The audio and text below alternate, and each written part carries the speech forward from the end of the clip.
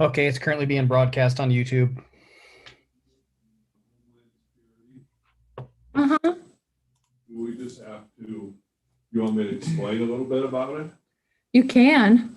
Just say basically, if we go through Homeland, Your live audio, by the way, Deb, just Did you- FYI. to get the grants. It's easier to get the grants going that route. Is that what?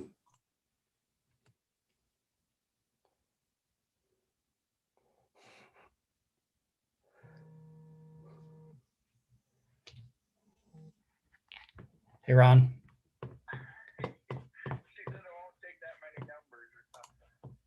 Hey, let me just send you. So you need the link. Let me just resend it to you. Let's see. Hold on a second here. He said he might send this something.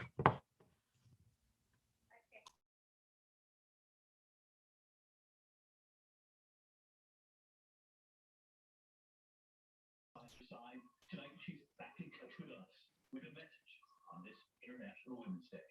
For all the women out there that are juggling way too much and have wellness like it, you can keep doing it. Stay in the fight. Be strong.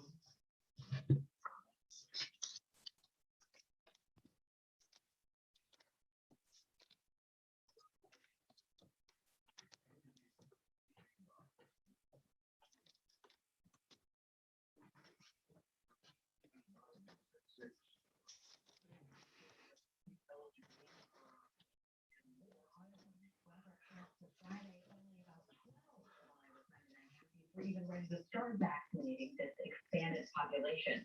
The Iowa Department of Public Health has published the names of those 12 counties. This is the counties do vary in size. Now,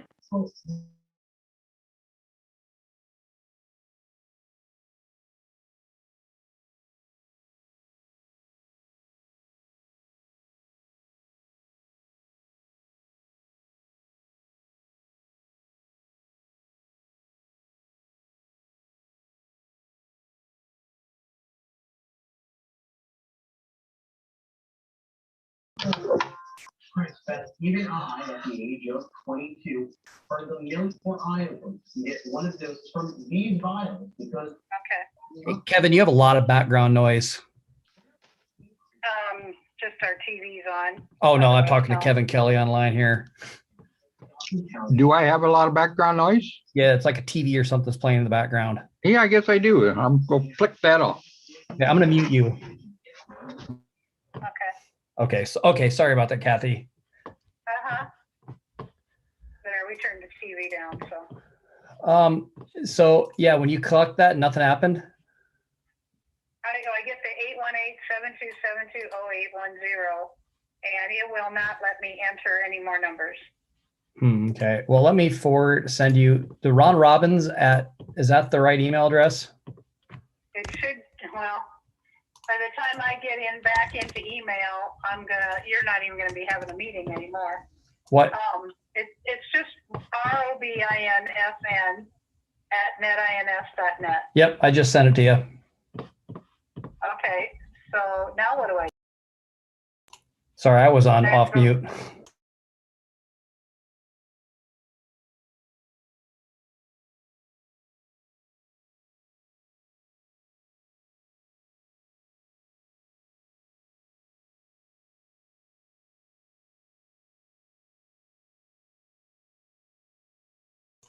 Sorry about that.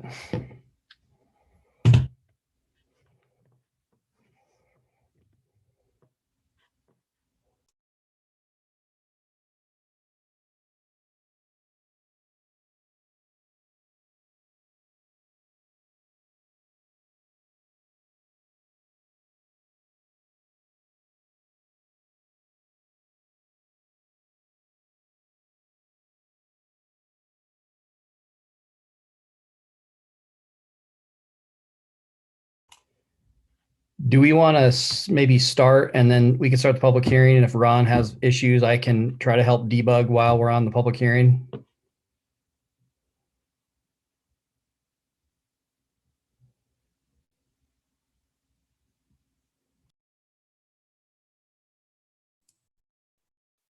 I don't think Steve is on yet. The connection that you have that says Steve Bixler, that's just on my computer in my office because he likes to be able to see people on the bigger screen. So he's still trying to get it on his phone. Okay. Yeah. I see Steve's iPhone. That must be Steve N's. I don't know.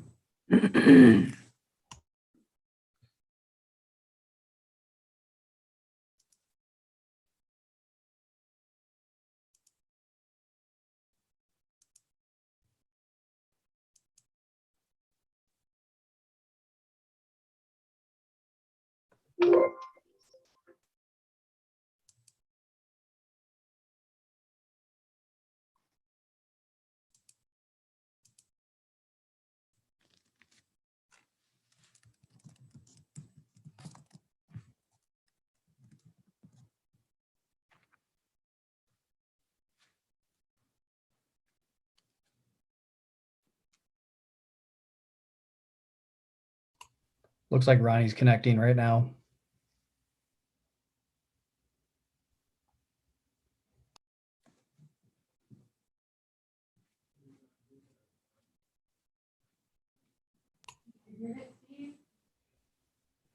Ron, do you want to test your audio? You're muted if you're speaking.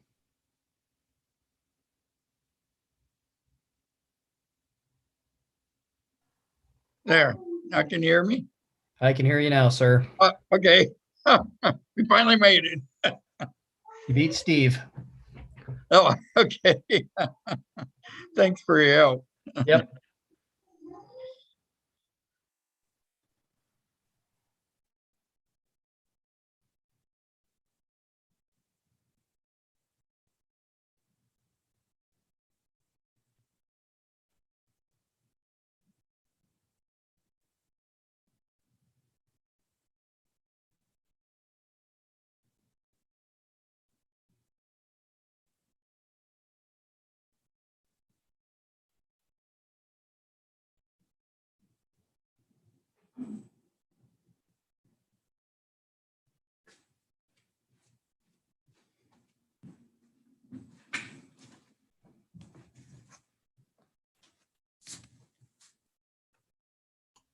Okay, it looks like Steve connected. He's muted right now, though, on whatever device he's on.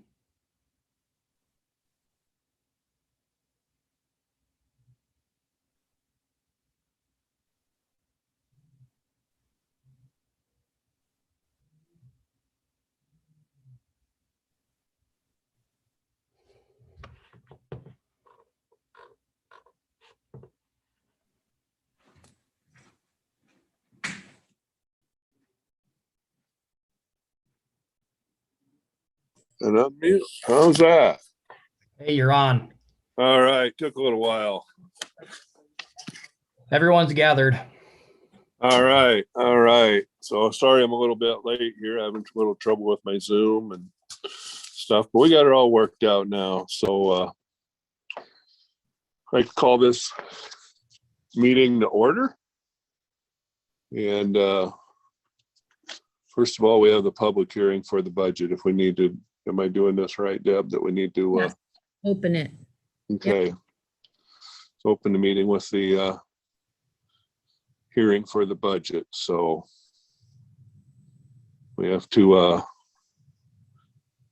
everybody had a chance to look at it. We had some amendments we had to make to it and stuff. So we have to take a we do want to do a motion on that, Deb. Well, you should ask if there's anybody here that has any comments or. Okay, that's true. Anybody has any comments or questions on the amendments for the budget?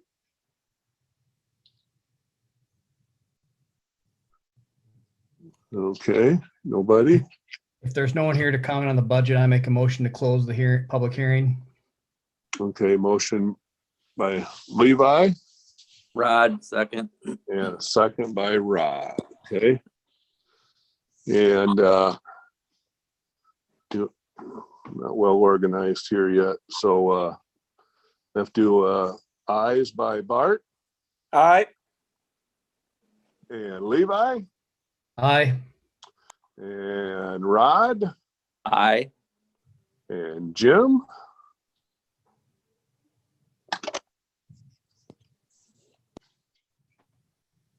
You're muted, Jim.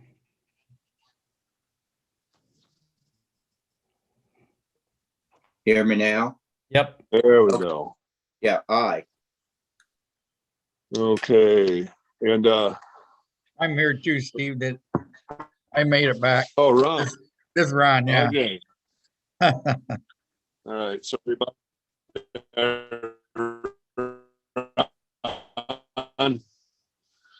okay. Have to have a approval for the agenda. Jim, so moved. Bart, second. But inside, but okay, we've got a couple things here on the agenda that we will get to here in a few minutes. But we'll a couple add-ons here that we have to go through. Approval or correction of the minutes. You need to Comments on that? Any changes or anything? Hey, hang on vote here. on the approval of the agenda, if that's what you want to do. All right. I am just not very well organized here tonight, and I apologize for that. So the approval or corrections of the minutes. Do we want to make a motion to approve the corrections or approval of the minutes? You need to vote on the approval of the agenda first. Okay, where am I at? Oh, approval of the agenda. Okay, we have a motion for that. You already made the motion. Now you just need to vote. Okay, I'm getting things organized here. Okay, Rod, Aye.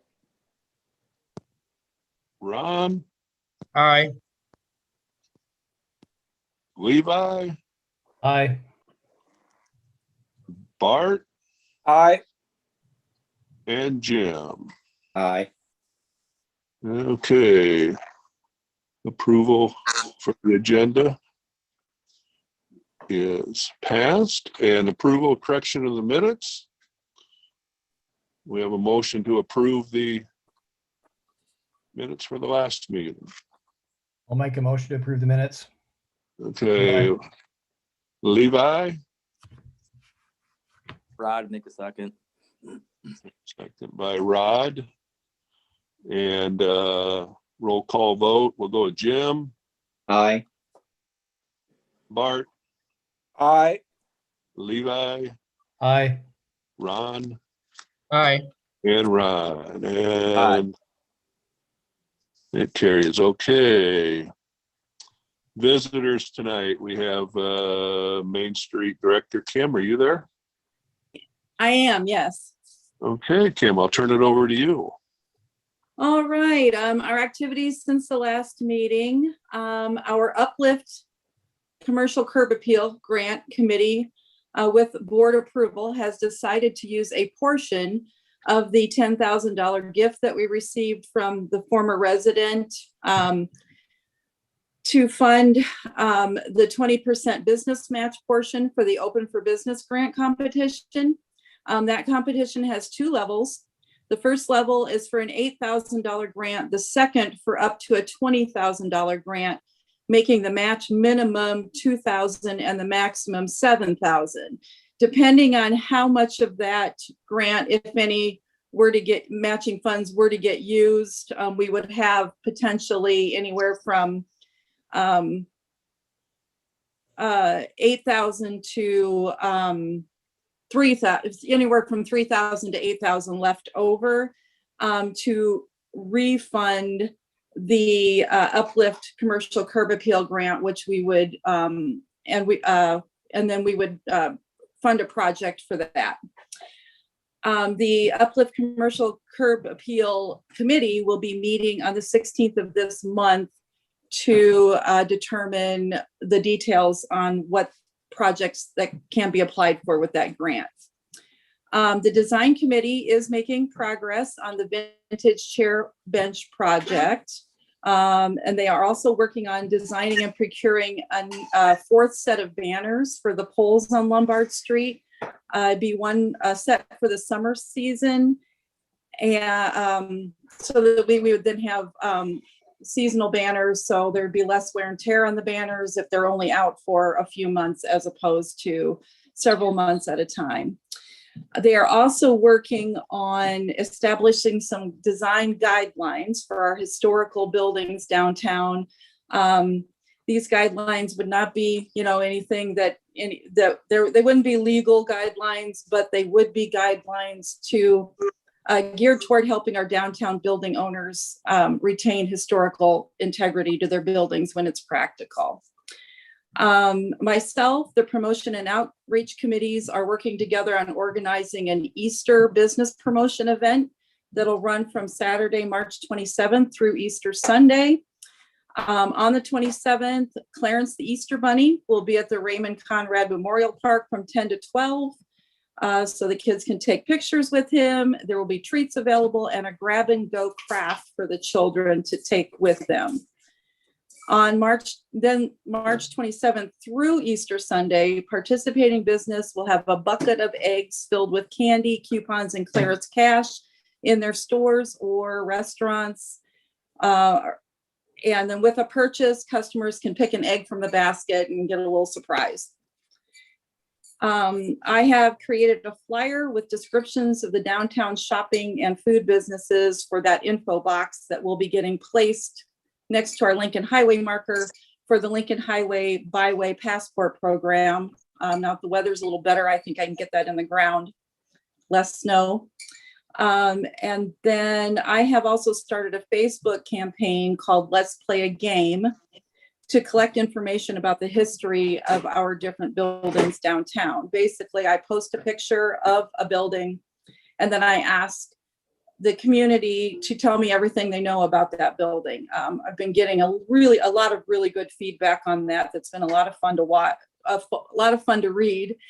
And then all of the participants for that game will be entered into a drawing for Clarence Cash once a month. The information that I gained from there will be helped to provide information for the building inventory book that I'm putting together. Darlene Strachan and Carol Lilly from Main Street, Iowa did make their program visit on February 24th. They have submitted a letter to the board with recommendations for things that we can work on here in Clarence. And then I have continued monthly Zoom meetings with other Main Street, Iowa directors and training webinars also provided by Main Street, Iowa. Next month, we will start in April, we will start third Thursdays on Main Street again with extended shopping hours into the evening. And we're going to kick that off with a root beer float night giveaway. And we may continue giving away root beer floats every third Thursday, as long as the public is interested in that.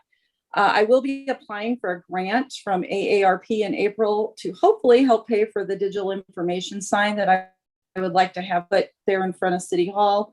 Keep our fingers crossed that that goes through. And then Main Street America is hosting their annual conference virtually this year, April 12 to 14.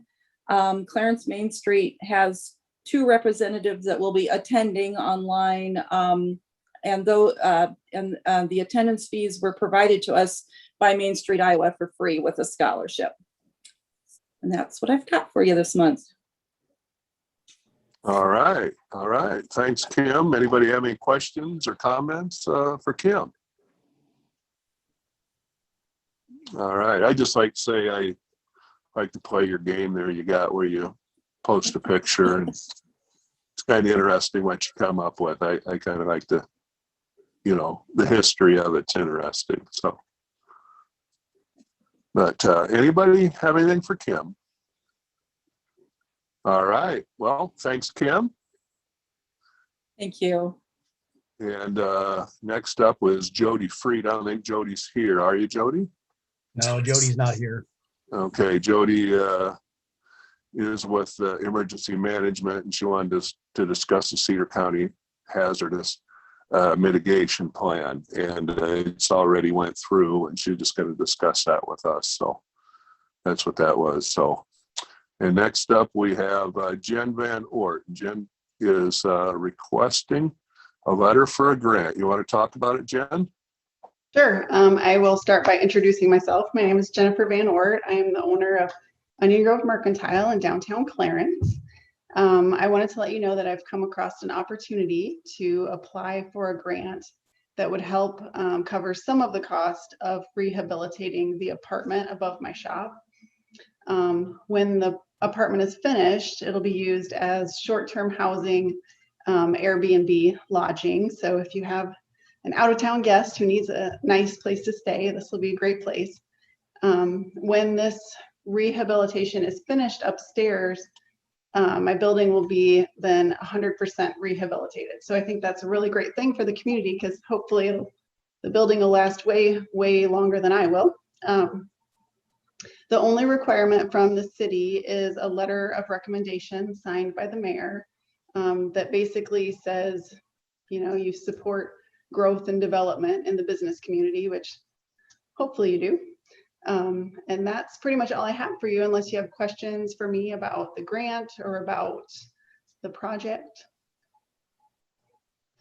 Anybody have any questions for Jen?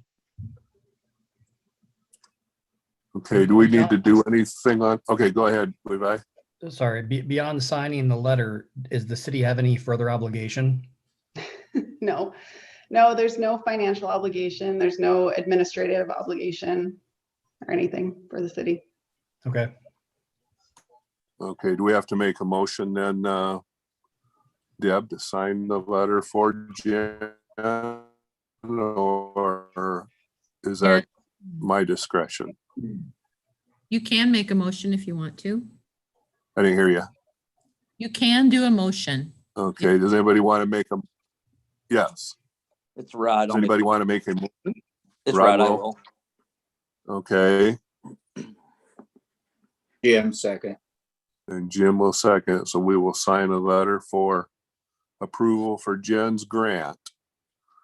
I'll vote for that. What? You just need to do a roll. What did you say? You just need to do the roll call vote on that. Yeah, I can't hear you all the time. Roll call vote. Okay, Rod, Aye. Ron, Aye. Levi, Abstain. Bart, Aye.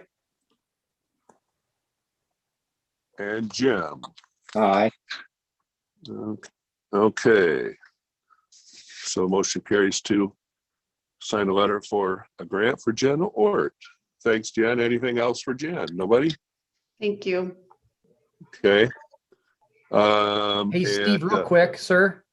Yeah. Maybe you try to shut your video off, because your audio is really choppy from time to time, and I think you're having latency bandwidth issues. So if you shut your video off, it might help. You muted yourself too. There you go. Yep. Now we're good. Yep. Okay. We'll see if this helps. And we have Kevin Kelly. Kevin, are you there?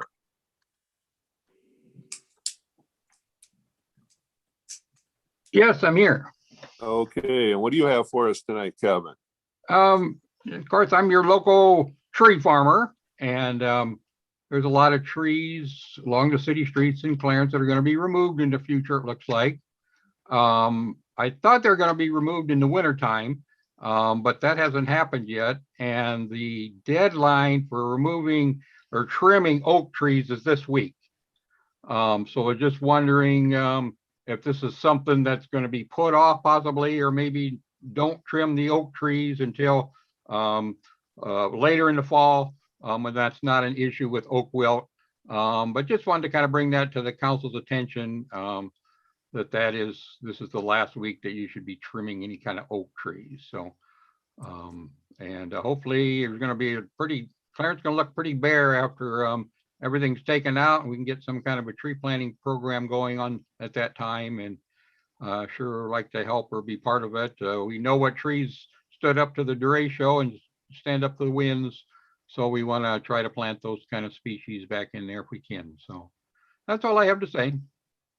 Okay, and this is just oak trees that you do not want trimmed, correct? Yeah, they shouldn't be trimmed after this week. So if they can either be put off deal in the fall, would probably be the best thing to do if who's ever doing it. I don't know what the situation is, but I just wanted to mention that because oak wilt is very prevalent. And I mean, on my own place, I trimmed one branch off of a tree that was hanging over my house when I was putting on a new roof. And in 6 weeks, the tree was dead and it was oak wilt. It was that fast. So it does happen. And we've lost enough trees, so there's no use, helping it out, I guess is what I'm trying to say, if there's going to be a problem with that. So. Okay. The only thing I could say is we have the widow makers, that are hanging in the trees, and we'll probably have to get them out of there sometime. It'll probably happen this summer, so there might be a little bit more trimming than we'd really want to. Yeah, and if some of those are already broken off, so those are not much of an issue. It's just the ones where you maybe would be taking off some branches back where you would get a bare cut there. So just something to think about. So whoever's doing it might mention it to them, see what they recommend, and go from there. We're kind of at FEMA's mercy, so it's kind of up to them when and how and yeah. which. Well, again, something that you can mention to them. So I don't think FEMA will really care whether it's an oak tree or an ash tree or what. They just want it taken care of. You know how that is. They put us on a kind of a deadline here. So okay. And then when you trim them trees again, and you're saying now this is the last week for doing it, when can you trim them again? You trim them in the fall? Usually starting around November 1st is probably a good time period, after they've had a couple heavy frosts that would kill off all the bugs that are spreading that oak wilt. So All right. Anything else, Kevin? No, that's all. Okay, anybody got anything for Kevin? All righty, well, we'll move on. Thanks, Kevin. Thank you. And next we have utility bill hearings, and it's for an application of waiver of charges, if any, requested, and we do have one.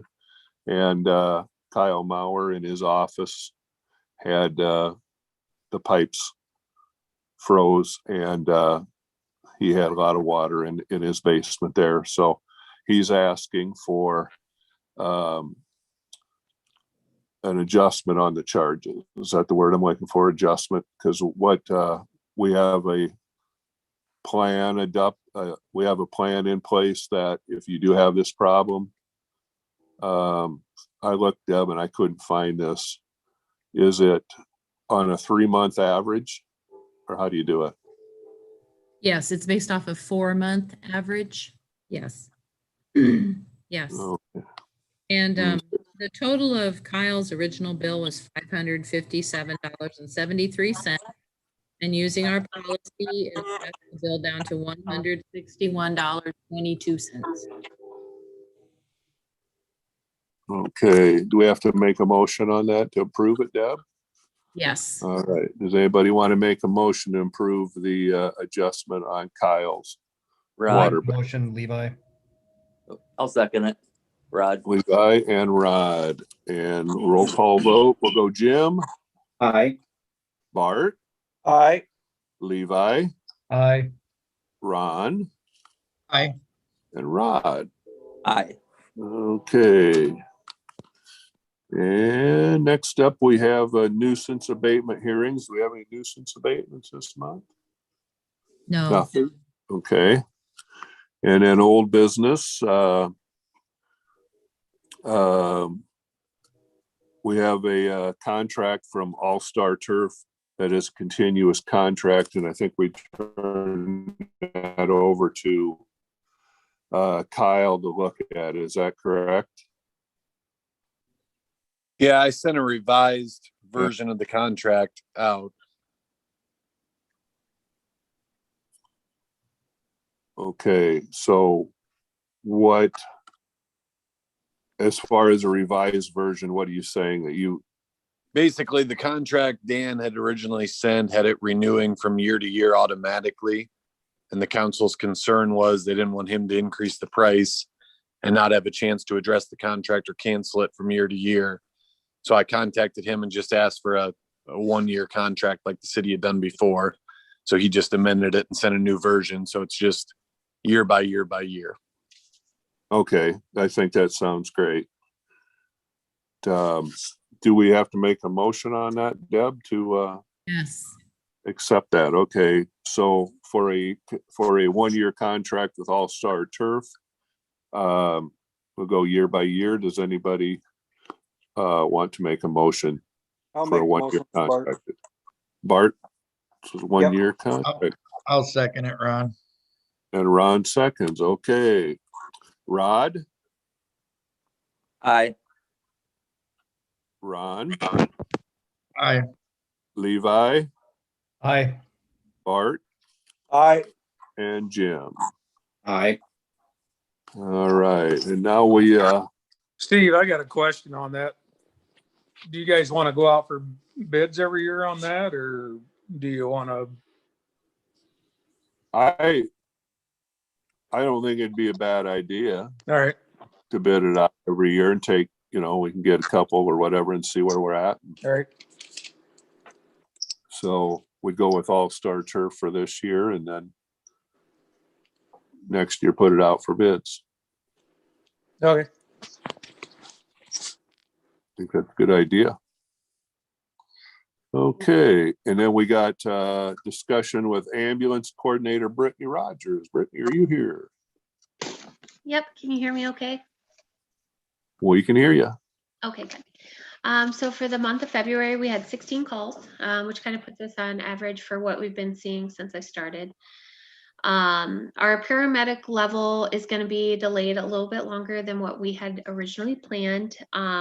At the beginning, it was going to be delayed due to some snags on how we were paying for the equipment. The board is paying for the equipment. However, they don't have a credit card. So we were going to originally have the city purchase it, and then the board would just write a check to reimburse the city for the cost of it. But we ran into a little snag on quite how to work that out. We did speak with the vendors and figured out how to do an invoice for the board.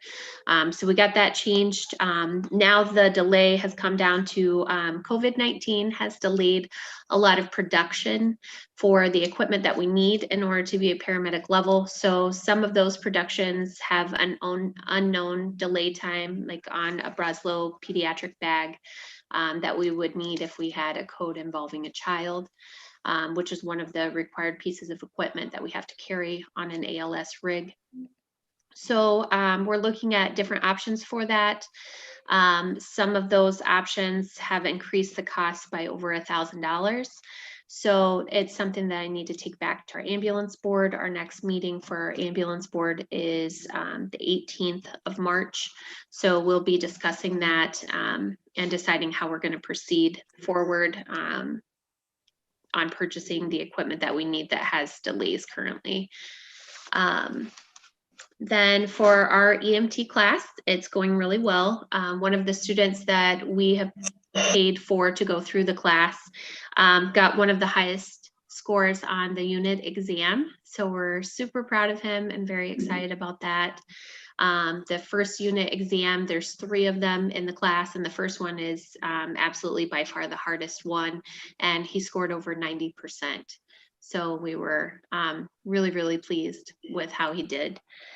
We're going to start doing study sessions on Tuesday nights at our station with the 4 EMTs that we have in the class to start reviewing for their upcoming skills and practicals that they'll be having, as well as their unit exams, so that we can make sure that they stay ahead and passing in the class. Our March training is going to be on pediatric assessments. It's really rare that we get an opportunity to have pediatric classes, and even rare when we get to have a hands-on practical skills to go with it. We're very fortunate that we had some people volunteer their small children for us to practice our skills on, as far as like non-invasive skills, getting blood pressures, heart rates, pulse ox, getting a history. So I'm kind of excited to see how our crew does in assessing children. Some of them are a little bit nervous when they're around children, so this will be a good opportunity, a good learning environment for them to practice in when it's not an actual call. And then I did apply for a Cedar County Foundation grant for CPR equipment that we needed. Our current CPR equipment is duct taped together, so it makes it a little bit hard for them to practice their skills that we need to do every year for code situations. And one of them is a high fidelity mannequin that does CPR feedback. We can put it into a computer program, and it kind of shows us who's struggling and where they're struggling, as far as whether it's on their compression rate or their depth rate, or if they're allowing for feedback from if they're allowing for chest recoil, which means we're allowing the heart to fill back up with blood before they compress again. So we'll find out in April if we get that grant. In the meantime, I need to use part of our current budget that we have for training equipment to bring us up to code on CPR feedback devices. We need to purchase 4 of those mannequins to get us through, and then we'll continue to use those in our classes going forward. For 4 of them, it is $556.48.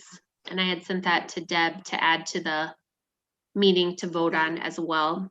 And then we also have Rick Scott, who is the current police chief. He also applied. He's a current EMT, and he applied to be on our service and was voted on at our ambulance meeting. So we're bringing that to the board to vote on as well, to add him to our ambulance roster. And that is everything that I have. Okay. You have a time frame on your equipment for the paramedics? For your equipment for the paramedic? It depends on what the board says. If the board is willing to go with, it's a higher cost, but it's a different brand of pediatric bag.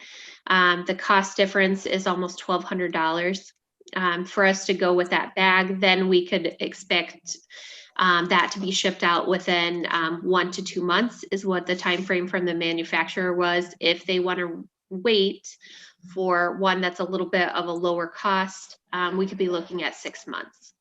Wow. Okay. So Rick Scott is a new EMT. Do we have to vote on that, Deb? Yes. Okay. So anybody want to make a motion to approve Rick Scott as an EMT?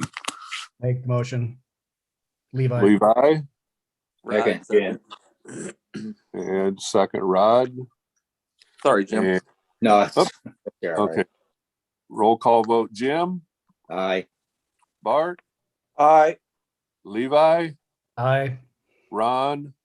Aye. And Rod. Aye. Okay, so Rick Scott will be on the EMT crew, I guess. So what else you have for us, Brittany? And then we needed to vote on purchasing the CPR mannequins, 4 of them for $556.48. Okay, anybody want to make a motion to approve the mannequins? Jim, so move. Jim? Levi second. Second by Levi. And Rod? Aye. Ron? Aye. Levi? Aye. Jim? Aye. And Bart. Aye. Okay, approval for the mannequins then. Brittany, what else you got for us? That's all I had on my list. Okay. That's it. Anybody have any questions then for Brittany? Yeah, I have a quick question for Brittany. Were you able to get your computer problem solved? I know you had reached out and had some issues with that computer rebooting constantly. So we purchased a new one, and then we still have the old one. I had talked to Deb about the computer issues as far as like what the city has done in the past when they've had computer issues, because we have a lot of our information is stored on that computer. And there's someone out of, I want to say it was DeWitt, but I feel like that's the wrong town, that we can take it to that might be able to pull the information off and put it on like an external hard drive. I'm not sure if I'm saying that right either. So that's what our next step is. Yeah, it's pretty straightforward to pull it off. I'm assuming your BIOS was messed up, so it probably is easy to pull all the data off. Can we drop it off at your house for cheaper? If it plugs into my external hard drive thing, it wouldn't take me long at all. You could. Okay, I have another. Take a look. Okay, I have one thing here. It says on our agenda, it's got discuss Stanwood employee benefits with you, Brittany. Is that something you want to talk about or not? Oh, I didn't know it specifically with me. So I had done CPR for Stanwood Fire, and the city clerk for Stanwood is also on Stanwood Fire. And she had brought to our attention that there was a possibility for getting insurance for city employees under, I can't remember the name of the company. Deb has the information. Rural Water Association. Yes. So they said when they took away the ability to just give money to city employees to purchase or to use towards the purchase of their own insurance, they said that they would be willing to have an umbrella under their policy where city employees or cities could get Blue Cross Blue Shield, I think was the plan. That, yes, Deb's nodding, that you could get it under that plan at their costs. And there was like 11 different plans that you had the option to choose from and then go from there. And then some is paid for by the employees and some is paid for by the city. And then you just make that determination. But as far as the specifics on it, I don't know that. I haven't looked at the plans. So I don't know a whole lot about that. Okay, yeah, so this is all I have on here is you were maybe looking for benefits, and I don't know how that would work. Because we don't carry insurance on any of the other employees, you know, so I mean, it's a deal I guess maybe we'd have to look into. And then if we did look into it, it might be a problem with the budget too, is how we're gonna work this out. So I don't know. I mean, I think this is something we should have started working on probably earlier, you know, if we were gonna go this route. It wasn't specifically just for me, to clarify. It's one that you would offer to all city employees. It's not just specific to me. Yeah, Right. and to give a little background, Steve, is that we've looked for options to solve our health insurance problems over the years, and we've never really found any great options. So that's how we ended up in the situation we're in. So I think we'd certainly be willing to explore if there's a real option that gets affordable health insurance for our employees. Then I think that's something we would look into. We've just given out the cash because basically we were told that's all you could do. Right. So they're just getting the stipend for their own insurance. Like I said, it's something we can look into, you know, and see if we can find an affordable plan, I guess, and offer it, you know, to the employees if they want it or not, I guess. So,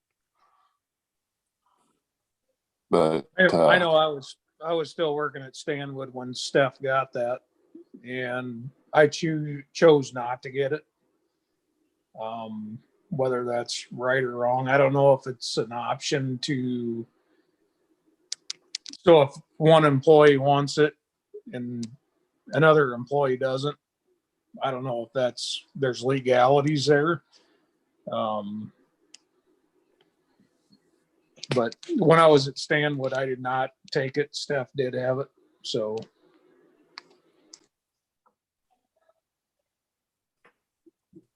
Well, I guess I mean, it's something that maybe we just explore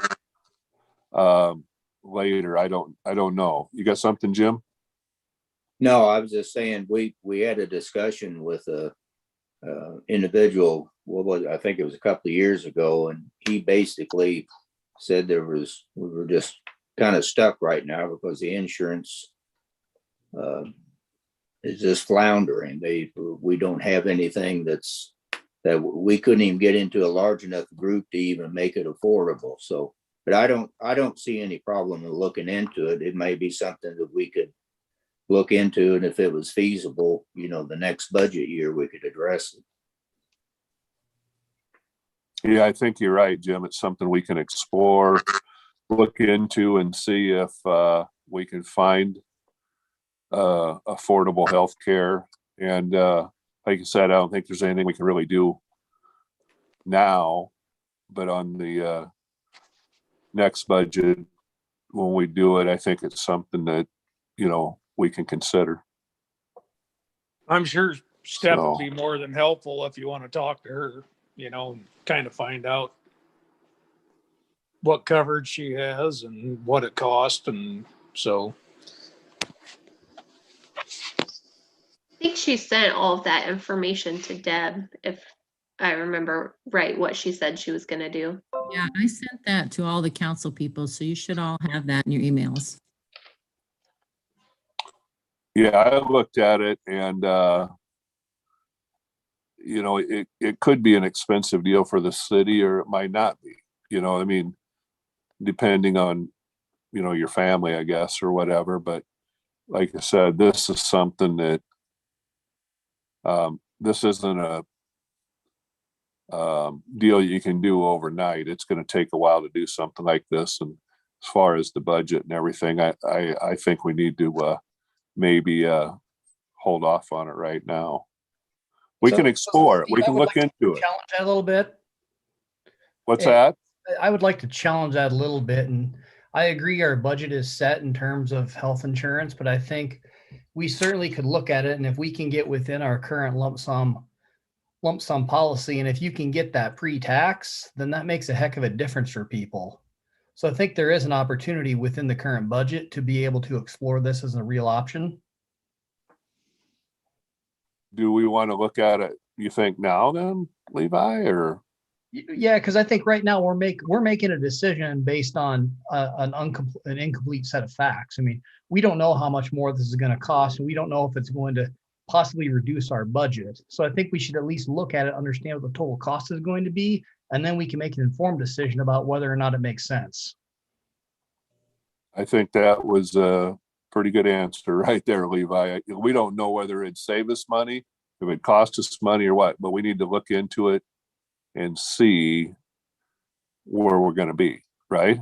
Yeah, that's what I'm saying. Well, if we're thinking about doing that, I would personally like to have somebody come down and meet with us at a council meeting and explain it, because when you look at it on paper, it's kind of hard to figure out really what it is. Yeah, I agree that what we have here in front of us isn't enough to really understand and make a decision. Like, I read through this stuff and it's not very clear how they did this. So certainly there's a lot of place for understanding how they're doing this, because the group they have is very small. And I don't understand how you get a group that small. We were told that didn't exist. Right. Levi, it's Rod. Yeah. Couldn't they go to the ambulance board too to see if they would help too? Yeah, I think so. I think we figure out what it costs, and we figure out what are the impacts to our employees, because we may have folks that say, hey, I don't really want to take the pay cut to go do this. Well, if we have somebody come down, we just make sure that, the ambulance director and whoever would be there, that way they could hear it as well. Right. All right, it's something I guess we can surely look into and find out more facts. You know, we're kind of guessing on, like you said, Levi, we're guessing. We don't have facts on this, and we need to get facts, and maybe, like I said, have somebody here to, you know, kind of straighten us out and where we're going to be, and you know, the cost. And this way, we'll have a greater idea if we get somebody. So, anybody have anything else for Brittany tonight? All right. Nobody has any questions or anything for Brittany? Thanks, Brittany. Moving on here, we'll go to our library director, Nikki Shield. Nikki, are you there? I am here. All right. I'll try to make it quick. So circulation was up really well in February compared to February of last year, which is awesome, considering February of last year was still pre-COVID. So it's really nice to see we're getting numbers even better than that now.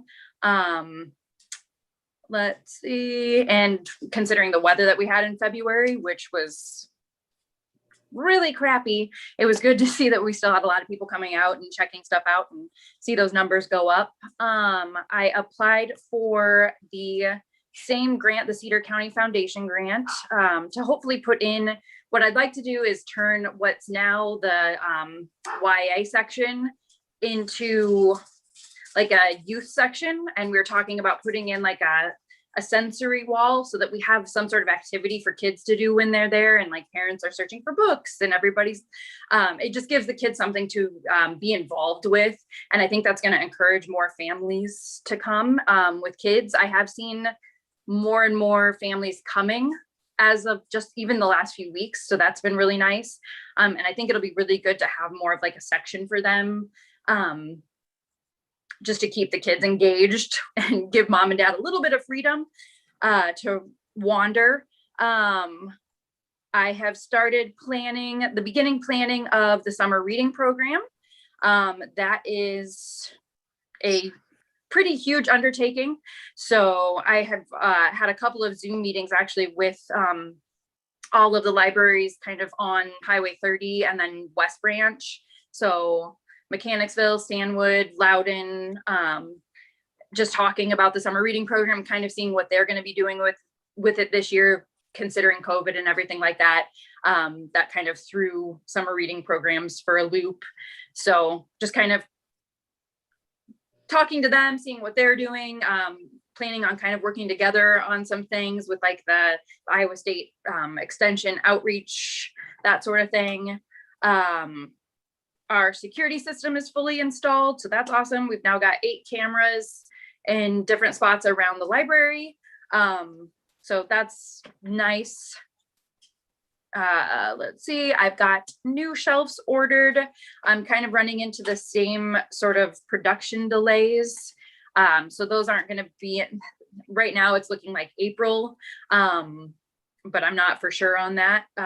That's eventually going to go kind of right in the middle of the library, and we're going to be moving the DVDs over to that so that we open up more space for DVDs. DVDs are actually one of our really big movers as far as circulation goes. And then it's also going to open up a considerable amount of shelving for more books. So I'm looking forward to that. And yeah, that's everything that I have for right now. So. All right. All right. I got one thing here on our agenda tonight. It has that you are cleaning the library yourself. I am. At the rate of $13 an hour, and you're good with that. Yep. Okay. Anybody have any questions for Nikki? All right. Well, if nobody has any questions for Nikki, we'll move on. Thanks, Nikki. You're very welcome. And discussion with Fire Chief Randy Birkin, and Randy called me and said he wasn't going to be here tonight. He said they're getting the frost. They had a little bit of frost in the building there, and they're going to be pouring some concrete in probably the next 2 weeks in their new building. And the other thing is they were going to check on their insurance policy with Bob Niermeyer, and see if they could get a cheaper rate, because they are spending a third of their budget, they said, on insurance. So he was going to look into that. So that's all Randy really had. So discussion with Police Chief Rick Scott. Rick, are you there?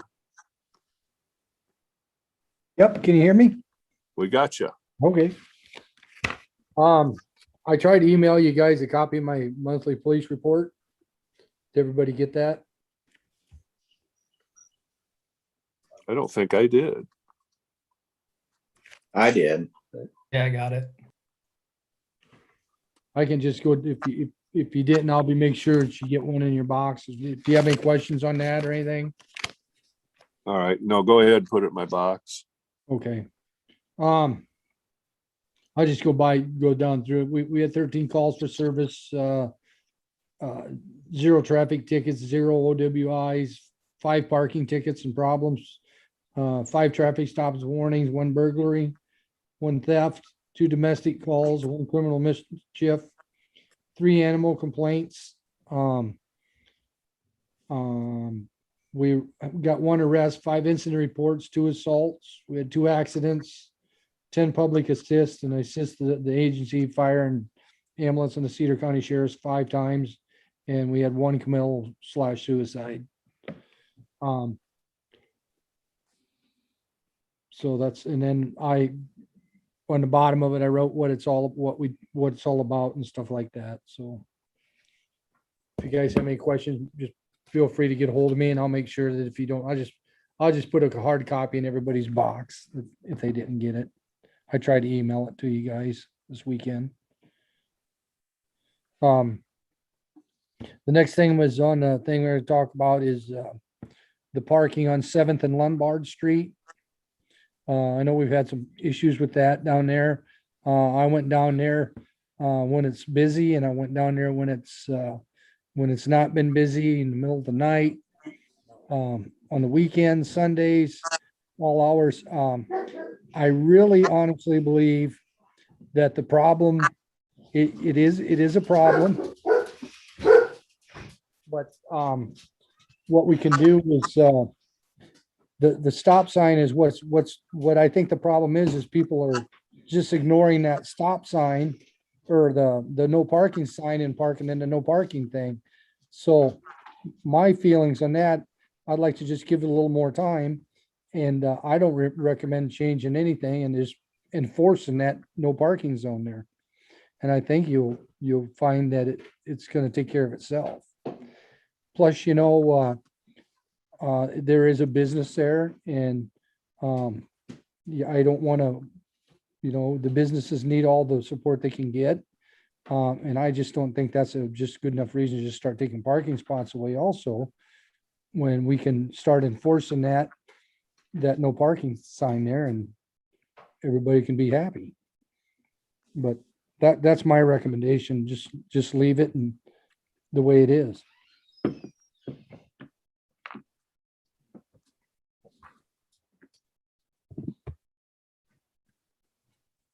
Unless you guys got any thoughts on it, I guess. No, I think we just go by your recommendation. That's just my opinion.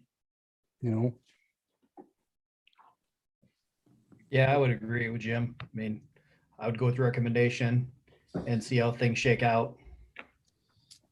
But we've had people park in the no parking zone there, and All be honest, I've been out writing no parking tickets and stuff like that, and I'll continue to do so. And all you gotta do is look at that website, Clarence, Citizens of Clarence, and you'll see that somebody's always complaining about parking tickets. So, and I'm okay, and enforce the sign and just go with the single.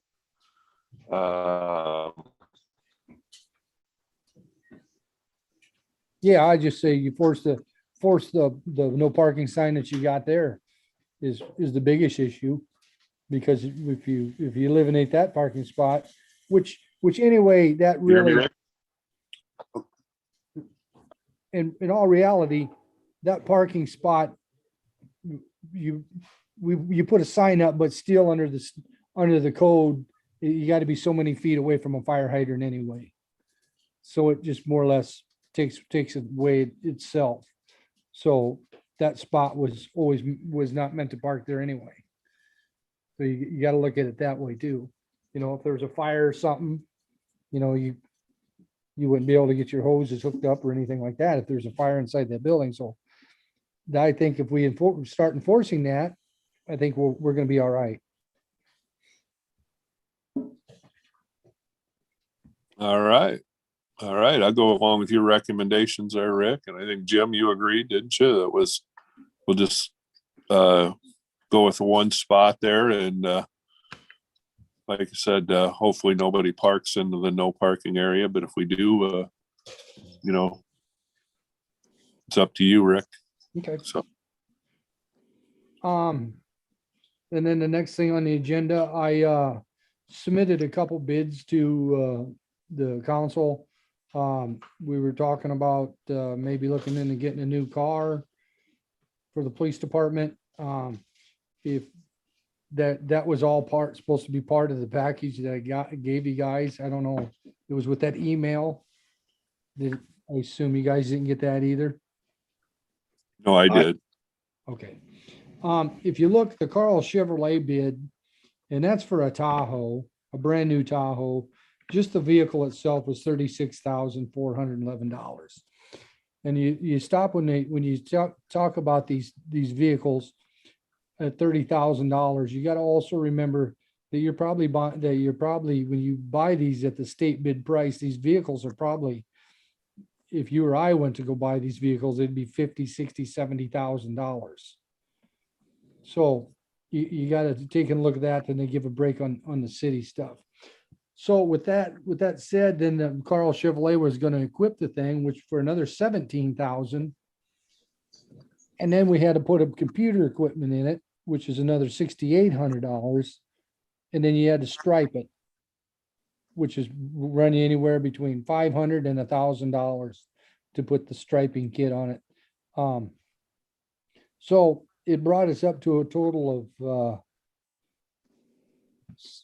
$60,842 is what it come up to for a brand new car. Well, I also went to Lynch Ford in Mount Vernon. They got the state bid prices for the Ford Explorers, which is a popular police car right at the moment also, which is an all-wheel drive. And the bid on that one was $33,250, I think. Yeah, $33,250. That's for the plain car. To equip that car at Raycom, it was going to be between 13 and 14,000, depending on what you wanted to put on it.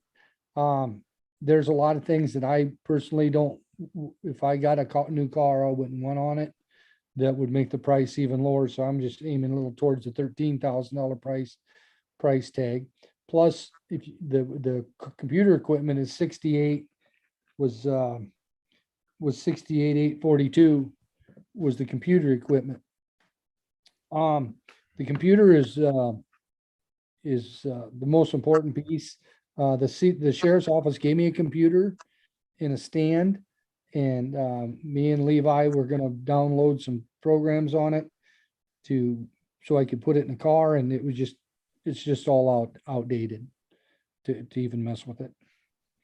So I think if you guys do elect to buy a new car, the only way to do it is just put all new stuff in it, and that car will last you 15, 20 years. The last Tahoe I had, it was a 2010, and it had 80,000 on it at the end of this year. So, I mean, it ain't like we put thousands and thousands of miles on it.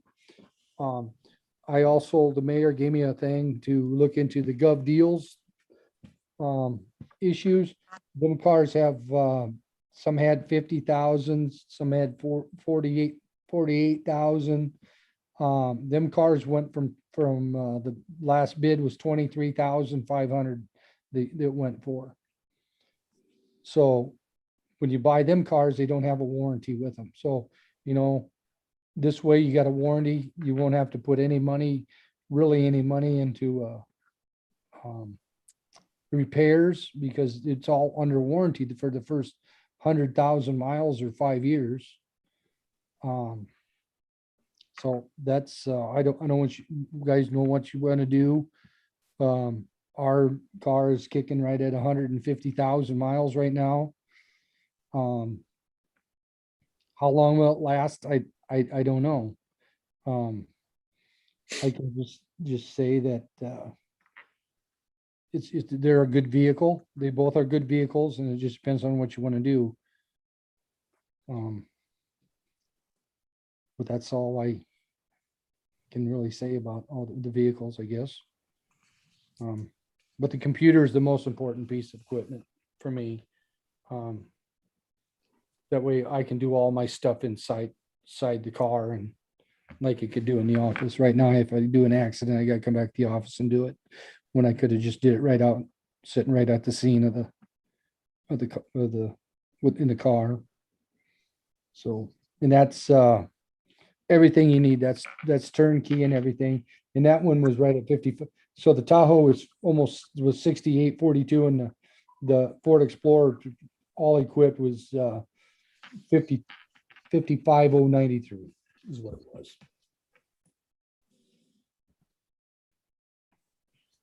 And I looked in the budget. I think I have 17,000 for new equipment, and then I have there'll be some money left over in wages. I roughly estimated about 30,000. Would that cut it about right, Deb? I think added together through payroll and the new equipment, that is, you know, assuming you don't buy any more new equipment, you'd have approximately $45,000 remaining in your budget this year.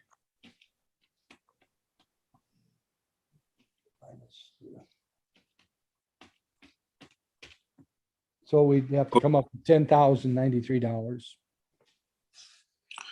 What was the price of the Explorer again there, Rick? The Explorer, just the car, was 33,250. Everything though, ready Oh, to go. everything. Turnkey. It was 55,093.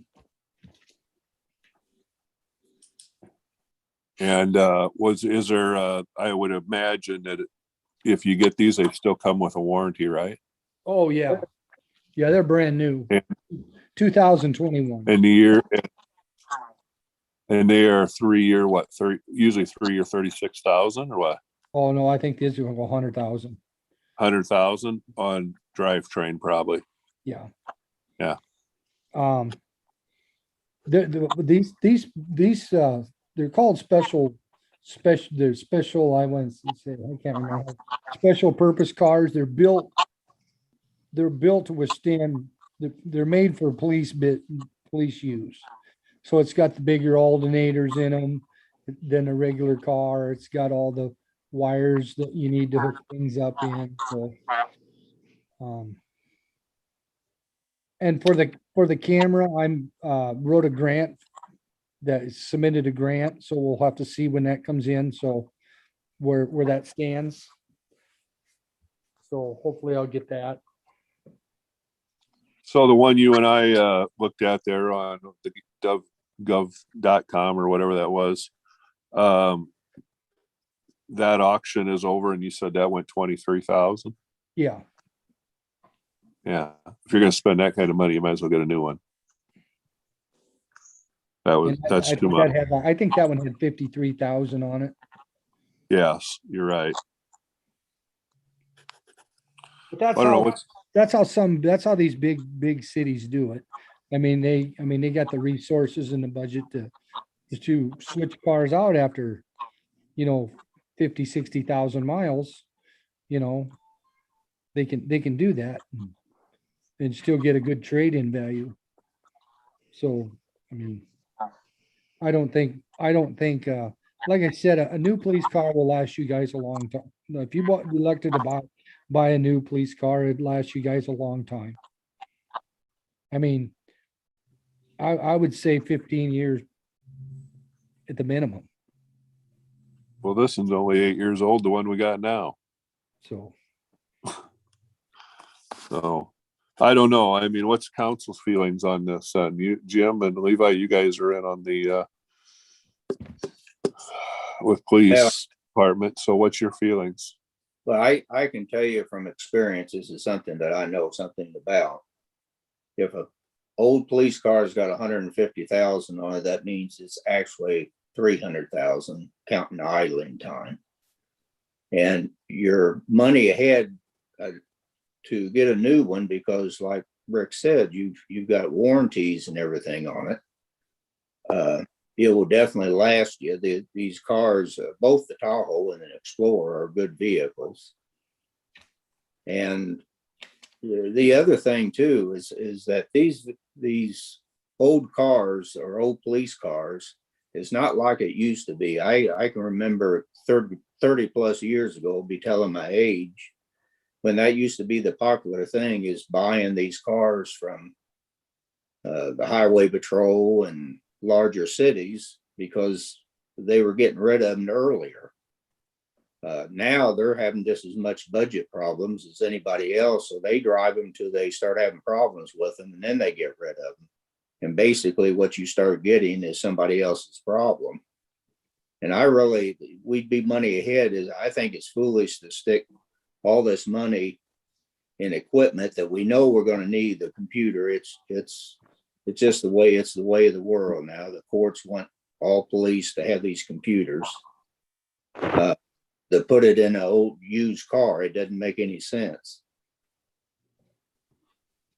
Yeah, I told Rick, we were looking at that one on Gov Deals or whatever. And I says, well, one thing about it, we don't know what this is going to go for. It was on an auction.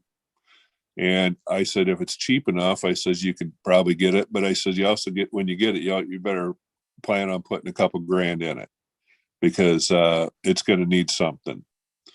So, we kind of looked at that too when we were looking at the price. If it was cheap enough, you could get it or whatever, then you were still going to have to put a couple grand in it anyway. So, and like he said, that the one we were looking at was way out of the ballpark, I think.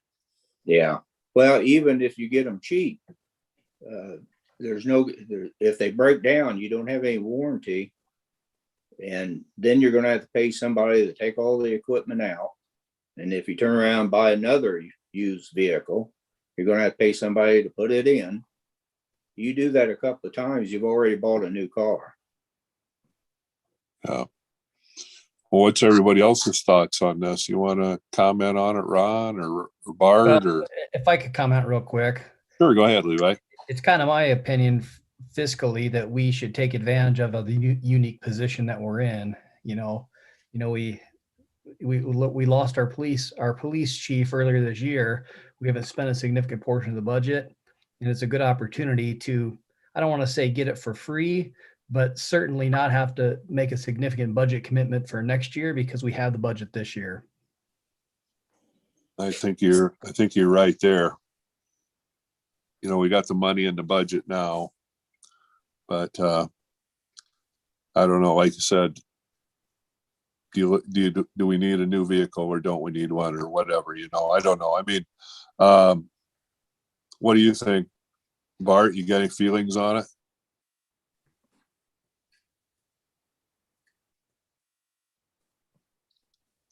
I guess. No, I don't. We're still going to have to come up with 10,000, right? Is basically what we're looking at. Right. Or 15. If we use what we have in the. What's that, Deb? Or 15. Or 15.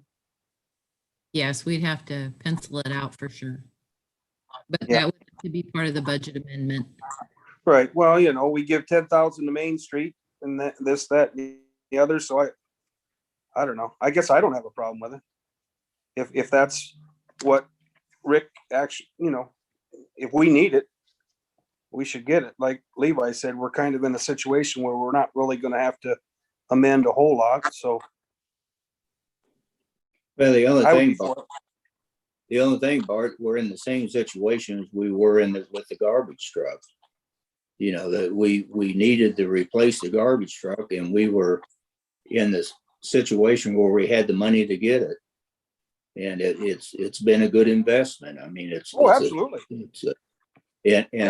It's dependable and it's safer for the employees. And that's the way I look at this. It's not just the fact that we have the money to do it. We could do it two ways, but it's safer, and that's what police need now is a safe vehicle. So. Oh, I agree. And if we keep putting it off, we know how that goes too. Yeah. In the long run, you end up spending a way more than if you just do it and get it done. Right.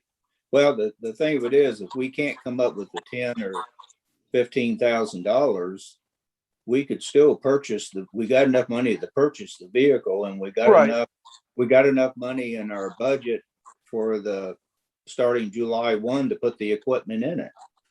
Right. So there's two ways that we can go on it. I myself would prefer the Tahoe, but I'm not gonna, I know that the Ford Explorer is a good vehicle too, and it is cheaper, so.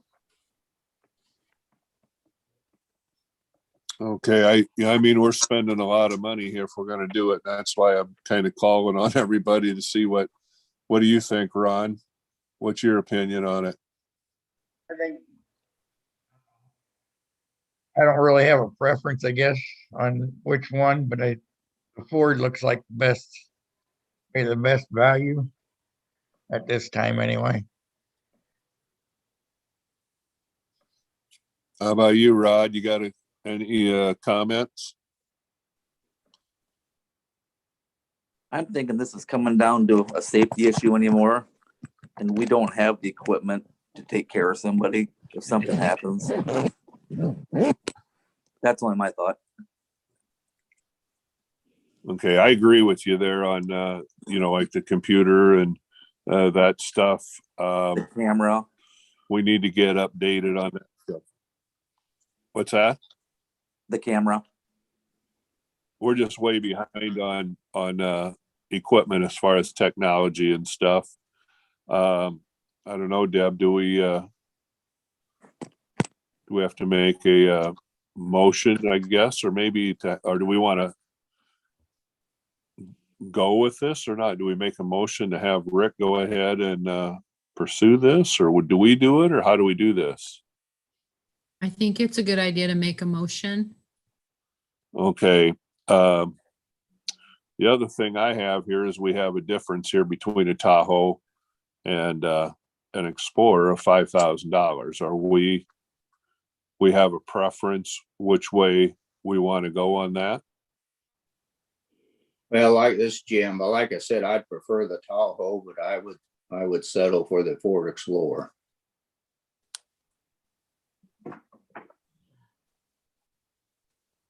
Okay, go ahead, I'm gonna Bart. yield What to do you think? experienced individuals to decide what is the best vehicle for this for us. Say that, Levi. I didn't get all that. Oh, I said I'm going to yield to the more experienced policing individuals to decide what the best vehicle is.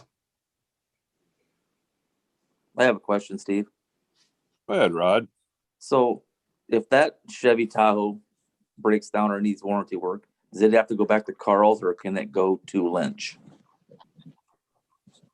I didn't get any of that. I said if that Tahoe, if we would buy that, breaks down to get warranty work done, can it go to Lynch's or they'd have to go back to Carl's? You could take it to Lynch. They would take care of it? Yeah. Even if it wasn't bought there? Yeah, because it's still a Chevy dealership. That's So why can't we buy it from them then? Because they don't sell them to general public like police. They won't. I've already asked them that. Your bid was way out of whack. So I had one over here when I was over in Lisbon, and that's what we did. We had it all. If something was broke down on it, we took it over there. Okay. That's all I had to say. I was just wondering. Okay, do we need to make a motion then to have Rick? I mean, well, let me ask you this first, Rick. Do you have a preference? I really don't. They're both good vehicles. One's an all-wheel drive, one's a four-wheel drive. You know, it's just what you want. It makes no difference to me. It's just whatever you guys would purchase. I mean, I think the cheaper one would work just as good as you know, $5,000. You know, that's the way I was looking at it. They're both good vehicles. Well, if Rick doesn't have a problem with getting the Explorer, I would make a motion to purchase the Ford Explorer. Okay, motion by Bart to purchase the Ford Explorer. Second by Jim. And second by Jim. Okay, and roll call vote. Rod? Aye. Ron? Aye.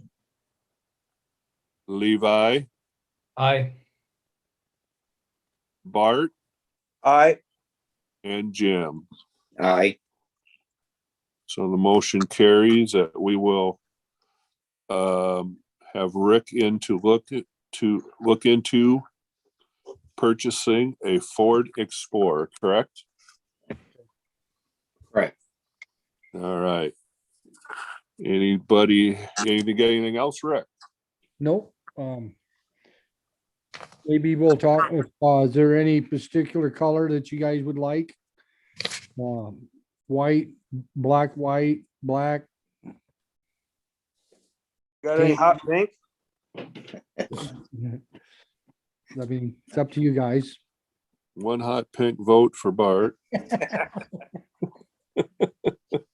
You get whatever color you want. It won't be a problem with us, I'm sure. Okay. All righty. Well, thank you very much. All right. Nobody else has anything for Rick? Okay, we'll move on then to the Planning and Zoning Administration. Steve Inns, you there, Steve?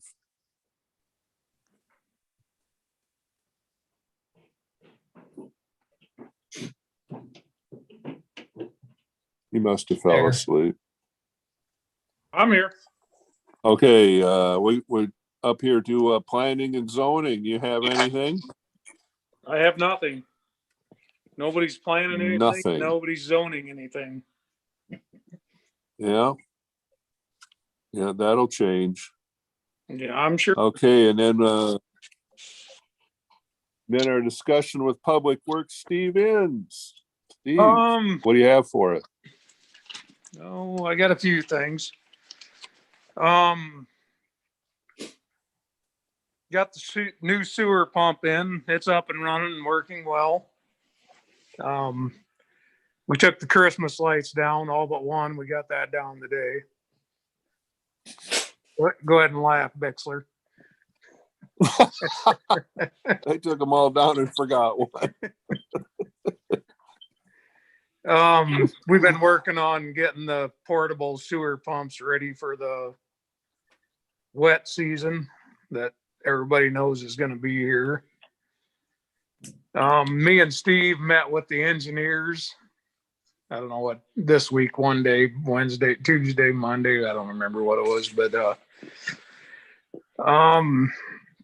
we kind of discussed about the sewer problems, and I think we talked about doing the services at one point. What's everybody's thoughts on that? Do we want to tackle that? Do we want to I guess it basically comes down to, is the city willing to contribute to fixing people's sewer service or not? If we are, what are we going to spend? I mean, I don't think it's a bad thing to do. Obviously, right now we're pumping way more water than we should be. I'm not sure that we shouldn't try to get a hold of some flow meters, drop them in manholes and see where the big problem is. And I tried calling the engineers today, never got a return call. So I don't know if we need to look for new engineers but that was a joke, by the way. Anyway, what's everybody's thoughts on doing this sewer servicing?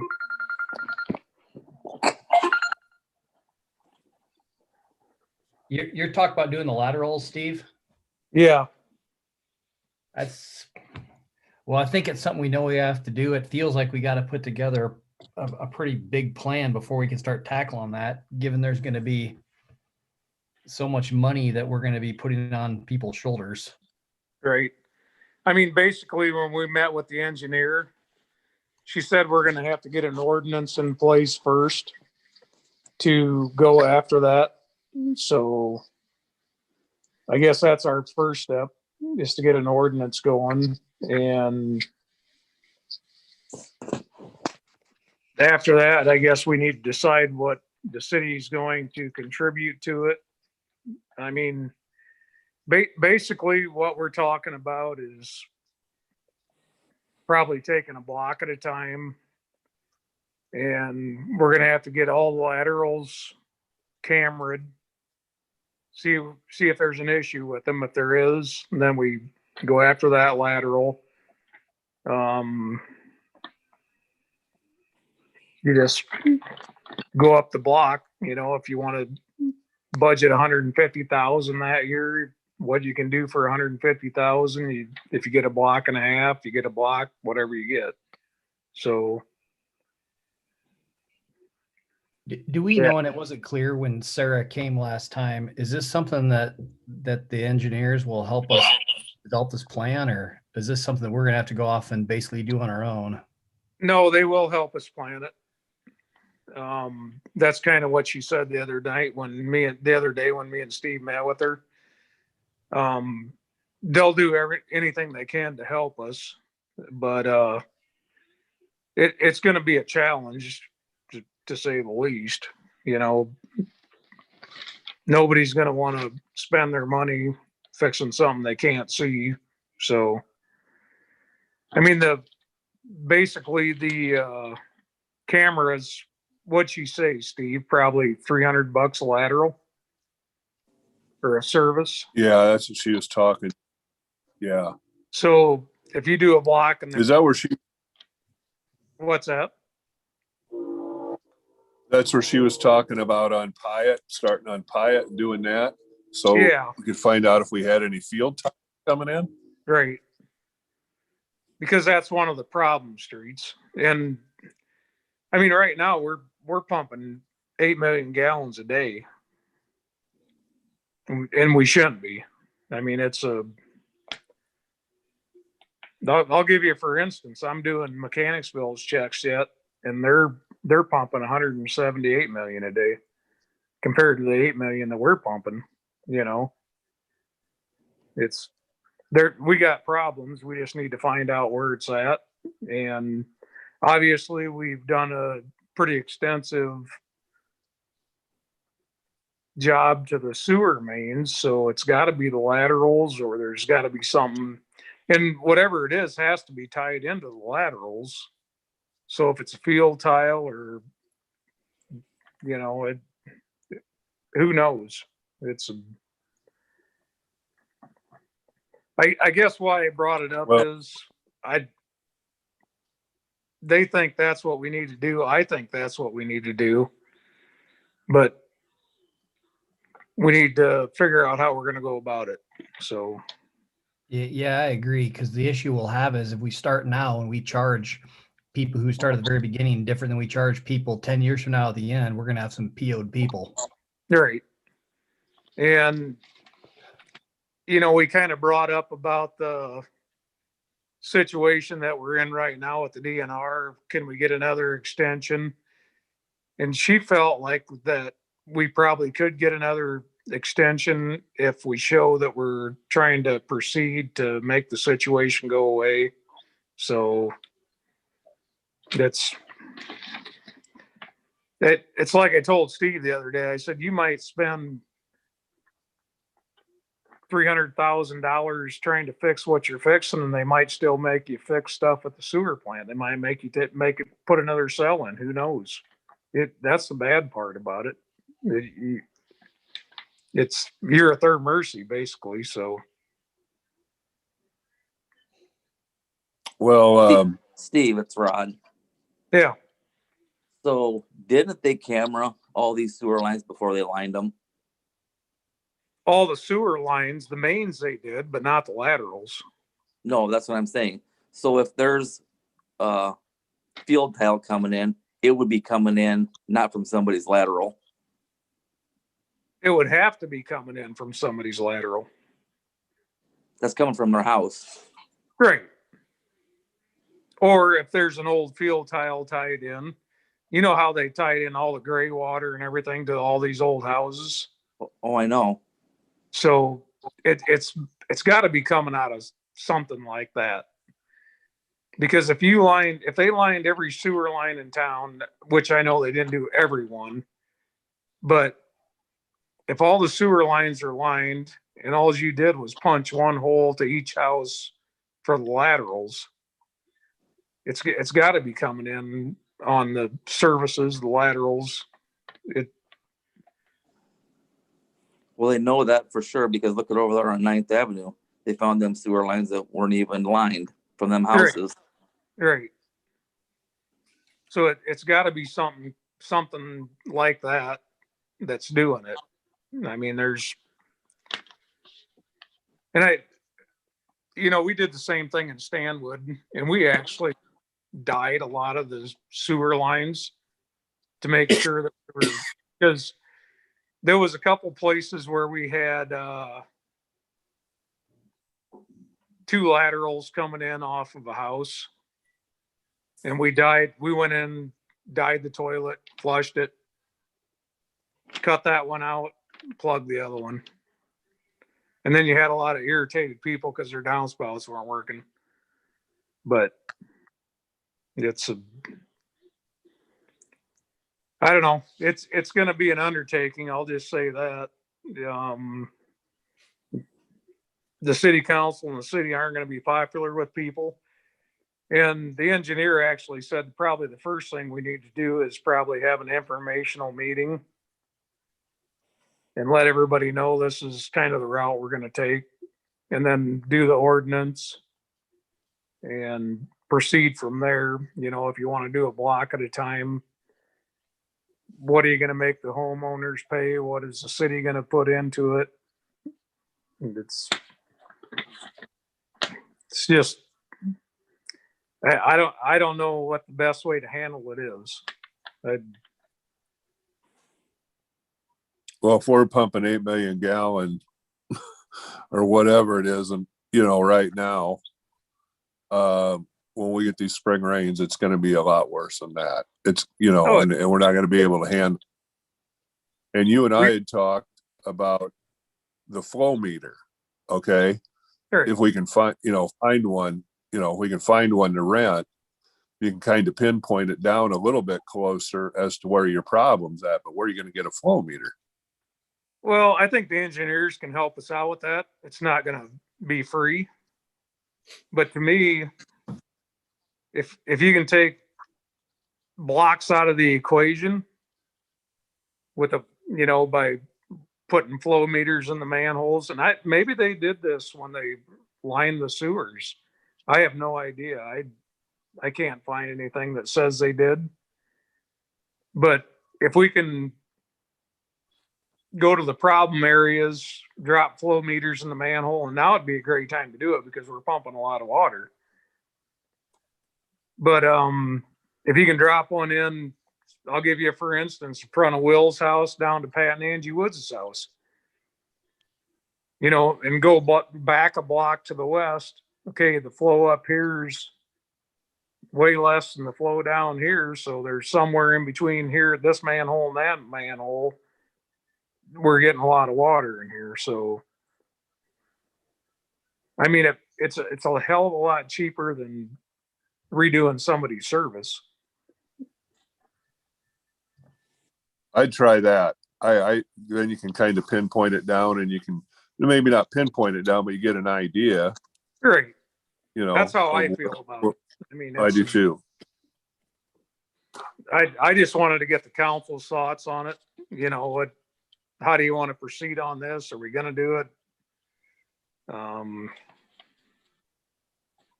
Well, I think we probably need to talk to Sarah, and you can kind of question her whatever about that flow meter and see what her thoughts are on it. You know, I don't know how we don't know what it's going to cost to do that either. Then we're going to get an idea of where our problem's at, because you know, a couple of years ago, one day we had not had rain for 3 weeks or a month, and that's when Gary was still here, and Gary says, "Look at this," and we had just tons of water, you know, going through the manhole, you know, and it's like, where's it coming from, you know? And like I said, we hadn't had any rain for 3 or 4 weeks, so I don't know. I mean, what do you think there, Steve? Do you think we ought to talk to Sarah and see what she thinks on a flow meter, or where do we start at? That would be my suggestion. And like I said, I tried calling her today. She didn't return my call. Maybe she's off. I have no idea. But just to see if they had flow meters that they could do it, or flow meters that they would lend us so we could do it. And I've already checked with Iowa Rural Water. I actually thought that they had flow meters that they loaned out, but they do not. So, Hey, Steve, it's Rod. Yeah. Sunbelt Rentals on their water side, or Rain for Rent? They rent them out? Yep. We just Do have they? to find Okay. out where they're at, but they're the ones that do a lot of water bypassing. Okay. Sunbelt. I mean, if we could rent them for a week, you know, just go around and drop them in and leave them there for a day. And I can check too and find out where we need to go. yeah. I'll help you out. All right. Oh, Do this we is also Ron. maybe, let's go ahead, Ron. Yeah, I think that's a great idea. We got to do something about it. And so far we've been just chasing around and you know the problem areas, get a flow meter in there and see what's going on so we can hopefully get it stopped. Right. I mean, to me, it's obvious that it's got to be coming in the services. If they've lined everything for the most part, and that didn't take care of the situation,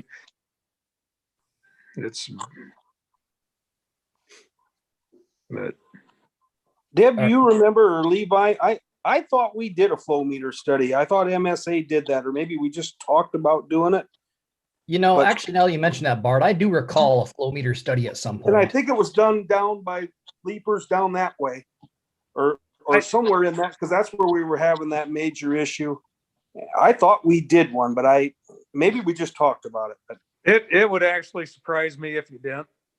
After putting all that lining in and stuff, it would amaze me that they didn't do a flow meter study. well, Sarah would know, Right. because we would have done it through them. Yep.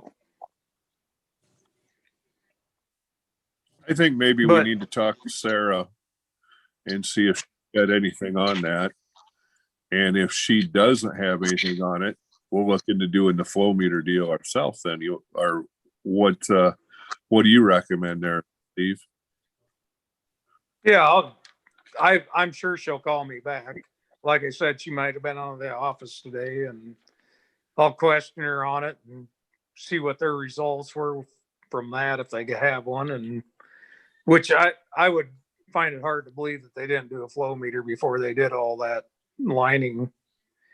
But then again, you lined the whole town, so what did you need a flow meter study for? You know, it's Right. I. But All right. Well, study's a good place to start, but I think we're going to probably end up having to do a cammering of everyone's lateral. I mean, let's say we find out we have one block that's a big issue. So great. Now what do we do about that? I mean, do we say, okay, hey people, you've got to replace, or we say, no, we'll replace all those because we think it's isolated. And then we find out we're not isolated enough. I mean, I think eventually we're going to have to do every lateral, film every lateral, and then and go from there. So I think a flow meter helps decide where we start, but I think we probably have to, I think everyone's got to be held to the same standard probably. yeah, I mean, if you find one lateral that has a 4-inch field tile coming in it, that's a lot of water. Yeah, agreed. Especially this time of year.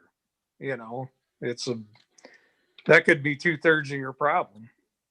Yeah, I think we should go ahead and do it. I just think we got to be careful about how we go ahead and fix that, because once we make one fix, we're going to be obligated to do that fix that way for the remainder of the city. And we don't have, I mean, about $5,000 per water meter. We have 700 water meters, so we're looking at probably on the order of $2 million. Yeah. Yeah. So let's start with the flow meter study, and we'll see where we get at. All right. Yeah, I'll get a hold of her. I'm sure she'll call me back. I left her a message, so I'll find out if they did a flow meter study and get her thoughts on it. I mean,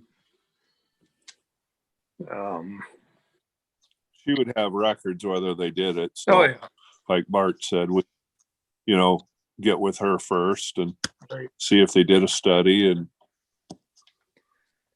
the next thing I have is I did not budget for concrete in front of the shop. I drive on it every day and I did not think about it. But what's everybody thought on that? I can get some prices from a couple people, and do you want to wait a year? You want to do it this year? What's everybody's thoughts on that? The new shop.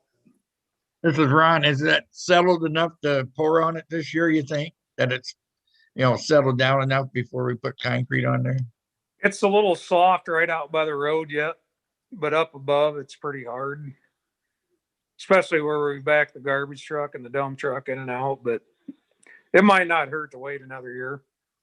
I mean, yeah, that's the only thing to get that packed, because you're going to be driving over it. If we don't get it packed before we cement it, what happens. So they're going to have to actually peel some of that out of there before they can do concrete anyway, but yeah, that's just my thought. Probably wouldn't be a bad thing to wait, since then we can budget for it next year and we'll be on the budget and don't have to amend anything. And the last thing I have. I agree with you. What's that? I say I agree with you. We don't have it on the budget for this year. Like I said, why don't we give it another year? It'll be well settled by then. Should be.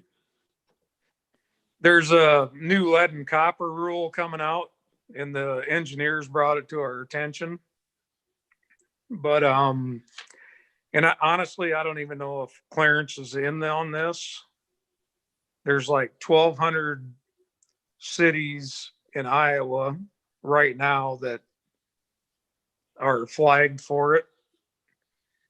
But basically what we're going to have to do if we are one of them is do an inventory of the service lines to all the houses in town, both private and publicly owned, so city and the citizens.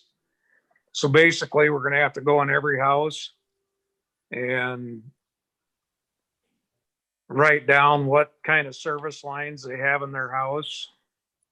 And basically what they're going after is the lead. So you got to inventory what material all the service lines are. And according to what they had on there, anything that is galvanized is considered lead. So by January 16th of 2024, they want every house submitted. And on the same date, they want to have a replacement plan in place.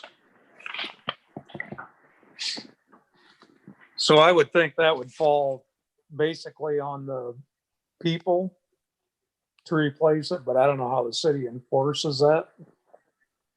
And I don't know if the DNR will get involved with enforcement or not, but that makes Well, sense to everybody. We talked to Sarah there. She said there was 1,200 cities in Iowa that were involved in this, and we don't know what the 1,200 are. Maybe we're not, but we're probably in on it. Maybe, either if we are in on this and we have to do something, you're not going to be a real popular guy, you know it, Steve. I'm already not a real popular guy. So it's just something to keep in mind because it's a couple of years away, but Right. But if we have to go in if we are one of them, we have to go in every house. It's a great way to see if people are hooking sump pumps into the sewer. But yeah, the hard part's probably going to be getting in everybody's house, but yeah. So Just so I understand, we have to deal with every external line going to the sewer and every input line going to a house before 2024. Maybe not the exterior before 2024, but both input and output have to be dealt with in the near term. Yeah. So this is water. So say from the water main to the curb stop is the city's responsibility. From the curb stop into the house is the homeowners. But if there's galvanized in between the main and the curb stop, which I wouldn't think there would be, but there could be, then the city has to upgrade that to copper. Basically no lead joints is what they're saying. And from the thing that I read, she sent me the email. It says that galvanized is considered copper. So I would imagine there's probably quite a few galvanized lines in town and in houses. You mean galvanized is considered lead? Or lead, I'm sorry. Yep.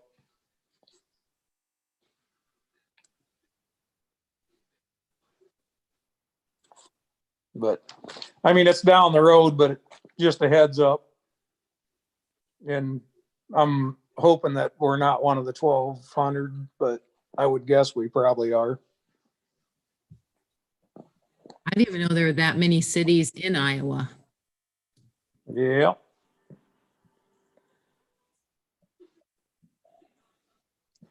Other than that, that's all the good news I got for everybody. Joy to talk to you, Steve. Yeah.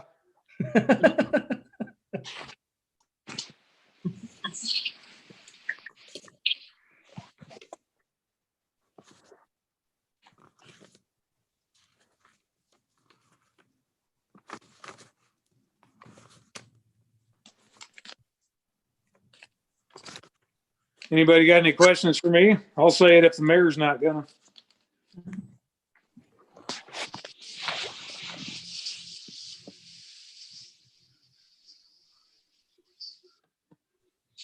Nope. all right, I'm back. All right, can everybody hear me? Yep, we can hear you. All right, so nobody has anything else for Steve? All right, then we'll move on to discussion with our city clerk, Deb Minor, and present the financial reports, UB reconciliation, discuss the budget amendment. So the financial reports are in the desk for you to look over, Steve, and to initial and date. Everything's come along pretty well on those. And, you know, as the budget's ready to go tonight. But we're also working on the budget amendment for the current budget. And I sent everyone an email with the details of the budget amendment. It was included in your packet.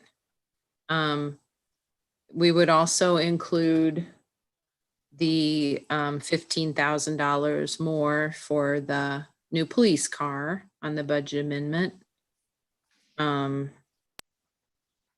It doesn't look like we're going to have to amend for the paramedic service equipment because that's going to be taken care of by the association. The cement for the new shop building, we're not going to have to include that because we're putting that off until next year. So those were the additions that I had to what I sent for the budget amendment, but it's an almost $400,000 budget amendment. So it's a biggie. But Yeah. I'm going to be working on that and then it'll be ready to go for the April meeting. So I've got down at the bottom where the council will direct the clerk to publish notice of the public hearing for that budget amendment. So that public hearing will take place at the April meeting. All right. Yeah, looking at the amendments, there's quite a few, and if you look at them, a lot of them go back to a derecho, you know, so there's not much we can do about it, I guess. So, but anybody else have any thing for Deb there on this? All right. More bills. Best brought a bill in today. It says 2 POS push-pull switch. And Steve, I thought maybe you would know what that was for.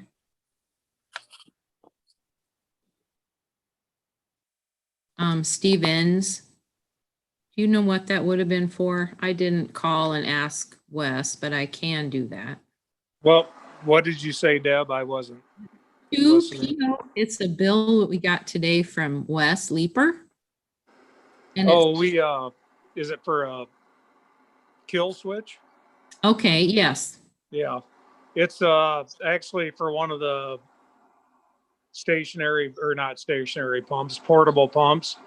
The kill switch was bad on it. So he got us one from Van Meter and we put it on. That's what that's for. That's a sewer pump. Yep.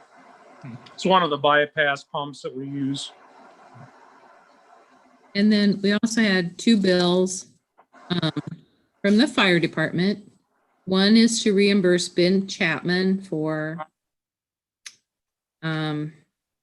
mask, I believe it says mechanics wear impact knit 2 extra. Well, maybe that's gloves. I think that's gloves.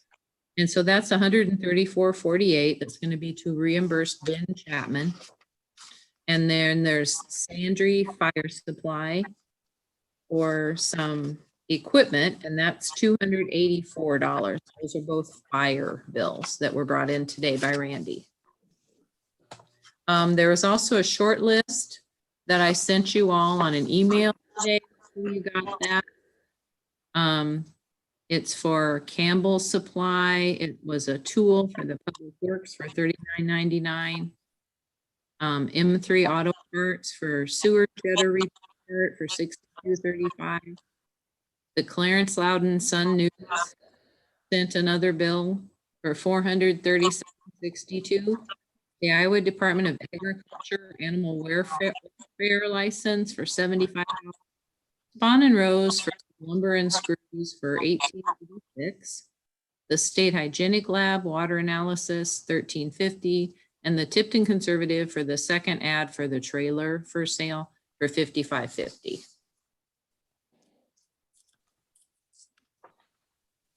Okay, has everybody had a chance to look over the bills for this month, and do we have a motion, I guess, to go ahead and pay the bills? Jim, so moved. Jim? Levi second. We have a second? Who's second? Levi did. Leave. Okay. So, roll call vote, Jim. Aye. Bart, Aye. Levi, Aye. Ron, Aye. and Rod. Aye. So the motion carries to pay the bill. Okay, and then we have correspondence and communications with Nearby Mauer Insurance Company. I think that wasn't it, Deb, that our insurance rates are going to go up a little bit on this? Is that It actually went up quite a bit. quite a bit? Yeah, Bob always sends this update every year, and I sent that out to all of you, so I don't know if you want me to go into details on that, or he just, writes the highlights in a Yeah, summary. he just highlighted everything pretty much. So, do we have to make a motion on that or anything, Deb? No. Okay. And then the MSA update from Sarah Fossbinder, and he said Steve and I met with her and talked about the infiltration and stuff and see if we can't get a plan on that. And then discuss the Legion plans for the new park shelter. And I met with the American Legion and Commander Kenny Richmond there this last week. And when the new shelter's built out here at the park, they would like to move out of their current building downtown here and move to the park. And then we had to kind of discuss as to how we're going to rent that to them. And talking to them, they got their card club that plays in the morning, and then they have their Legion meetings, and the Boy Scouts also meet down here at the Legion, and they are part of the Legion Club. So talking with Kenny Richmond about this, is they were talking about renting it for the month. Well, then it came up, well, we only have one Legion meeting a month, so why should we rent it for the whole month if we're only going to use it for 2 days, one for the Cubs or one for the Boy Scouts and one for their Legion meetings? And I says, well, yeah, but you guys play cards 6 days a week. Well, then they brought it up to me that the card playing isn't part of the Legion. It's a lot of Legion members that are playing cards, but it's not part of the Legion. So, I mean, this is nothing that we have to come up with a number tonight, I guess, but they're going to kind of want to know what we would charge them a month for rent on that shelter, and just do it by the month, and then they could use it for their card playing or whatever. But I know, I guess there's a couple different ways to look at it. So we rent it to them by the month. We rent it to them for 2 days a month that they're going to use it, or how do we do this?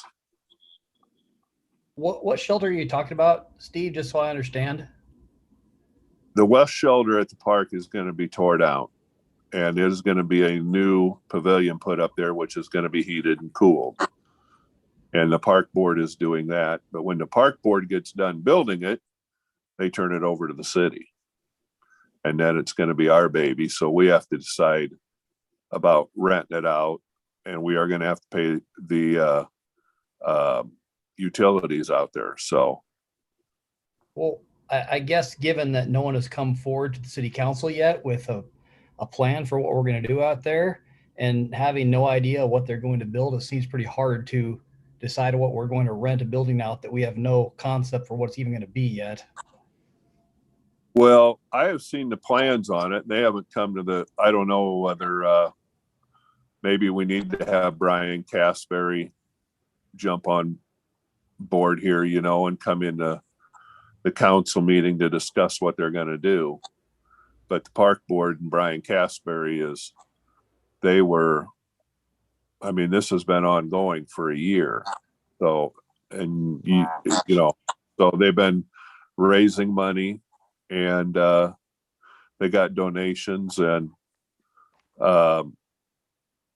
they are planning on starting on this thing this spring when the snow's gone, and tearing this shelter down that is currently there, the west shelter, tearing that down and building this new pavilion. Okay. Well, yeah, that sounds like a great plan. It just, until it gets presented to us, I don't know how we can make any decision regarding it. Steve, So you think did they say anything to you? What are they planning on doing with the existing building? the existing building is going to be tore down, and basically that new pavilion is going to be where the west shelter is sitting right now. No, the existing Legion building.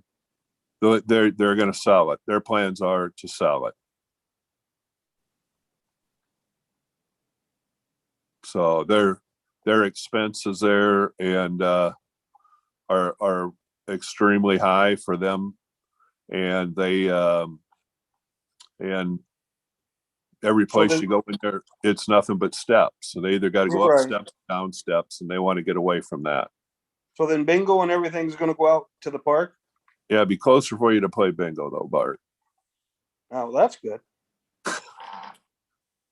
So I don't know. I guess maybe we need to have Brian Casberry at our next meeting and to explain what's going on.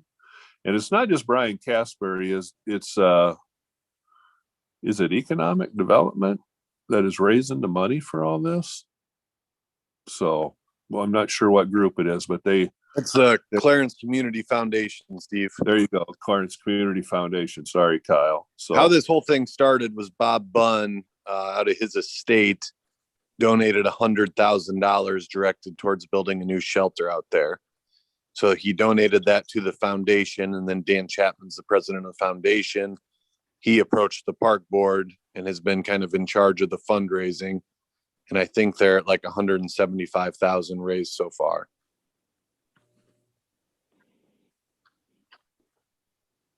So I know they're getting close to it, but see, we had talked before about them putting that fire hydrant out there and running a 2-inch line up to that shelter.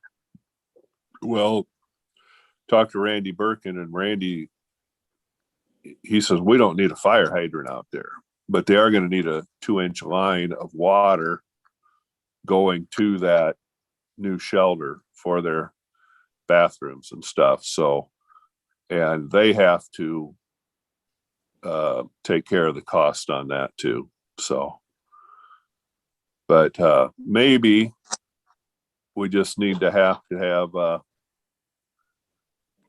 someone had mentioned to me that they had heard that the Legion was planning on selling their building and then donating the proceeds from the sale towards the shelter to allow them use of the shelter. They are, but I was talking to Brian Casberry, and Casberry doesn't want it looking like a Legion club because he's going to rent it out to, other groups for reunions or whatever you want to use it for. So, Casberry was going to talk to Kenny Richmond about that too. As I mean, a lot of the stuff that's in the Legion right now, I mean, the tables and chairs and stuff like that can go out there to the park, which will cut their costs.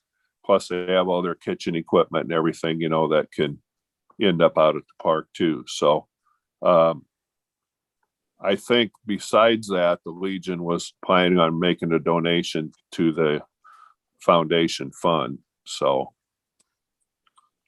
yeah, I had heard something about that.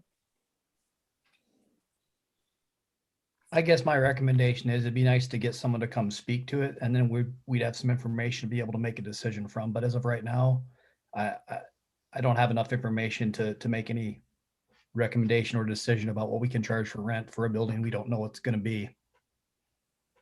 Okay, well, we'll just have to get Casberry on board then, and he can explain it, or Dan, or whoever is going to be in charge of it, I guess. So.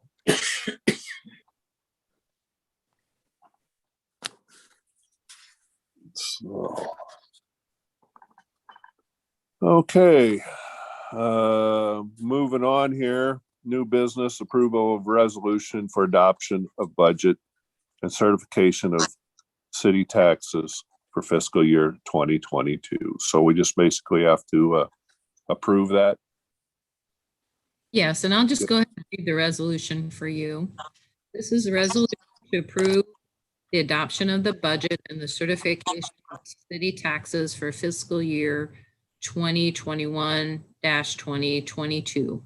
Whereas the City Council has held a budget workshop and given direction for budget decisions, and whereas the city clerk has prepared the budget according to the council directions as required by the state of Iowa, and whereas it is recommended by the state of Iowa that the city council approve the budget and specify approved transfers. Transfers included in the approved budget are as follows. Local option sales tax to the general fund, $45,000. Local option sales tax fund to the water fund, $45,000. The sewer fund to the sinking fund, $54,760. The debt service fund to the water fund, $30,000. And the general fund to the fire department fund, $5,945. And then it's just the legalese at the end. Okay, so do we have to have a motion to adopt this? Yes. Yep. Do you have a motion to adopt the budget and certification of city taxes for fiscal year 21-22? Jim, so moved. Jim? I'll second. Bart. And Bart. Okay, and roll call. Rod? Aye. Ron? Aye. Levi? Aye. Bart? Aye. And Jim? Aye. Okay, motion carries. Approval of resolution to adopt the procurement policy, and this is from Homeland Security, and basically they're saying that, what is it, Deb, to get grants or whatever, you need to kind of follow their guidelines. And this is the procurement policy that they put together. And so it's just, we're just approving it by resolution. A resolution approving a policy providing procedures for procurement, whereas the city of Clarence, Iowa has considered a policy providing for procedures for procurement is to ensure that sound business judgment is utilized in all procurement transactions, that supplies, equipment, construction, and services are obtained efficiently and economically and in compliance with applicable federal and state law and executive orders, and to ensure that all procurement transactions are conducted in a manner that provides full and open competition, and as set forth in the attached document. So the actual policy is attached, and that was sent out to the council to look over. Okay, so we have to have a motion on that, Deb, to adopt the resolution for the procurement policy. Yes. Okay. Anybody make a motion? Jim, so moved. It's Ron. Jim? It's Ron. And I'll second. Ron? Okay. And roll call. Rod? Aye. Ron? Aye. Levi? Aye. Bart? Aye. And Jim? Aye. Okay, motion carries.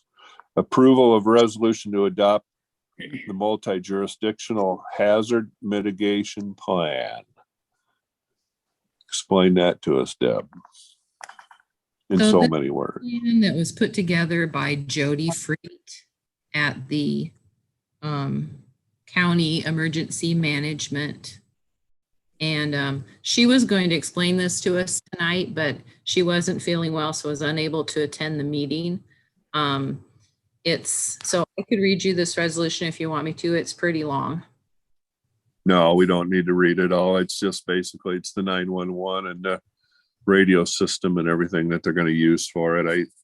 Well, When- this is more about what response to natural hazards. Oh, okay. Okay. Go ahead. Says at You the don't have to read it. I'll Good. just read you this first sentence, that the city of Clarence recognizes the threat that natural hazards pose to people and property within our city. And then these are the actions that would be taken. They're set forth in the multi-jurisdictional local hazard mitigation plan. They update this every 10 years. So that's what this is. So basically they're updating it then, and we have to adopt the resolution. Is that right? Yes. Okay, so we have a motion to adopt the multi-jurisdictional hazard mitigation plan. I'll make the motion. Bart.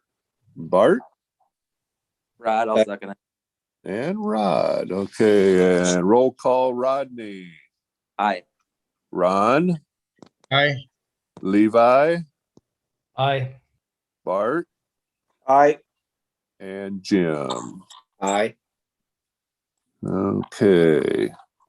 And then we have to approve I don't know if we already did this or not, Deb, approve the resolution for pay for Nikki Shield to clean the library at $13 an hour. We have to make a motion on that, Deb? Yes.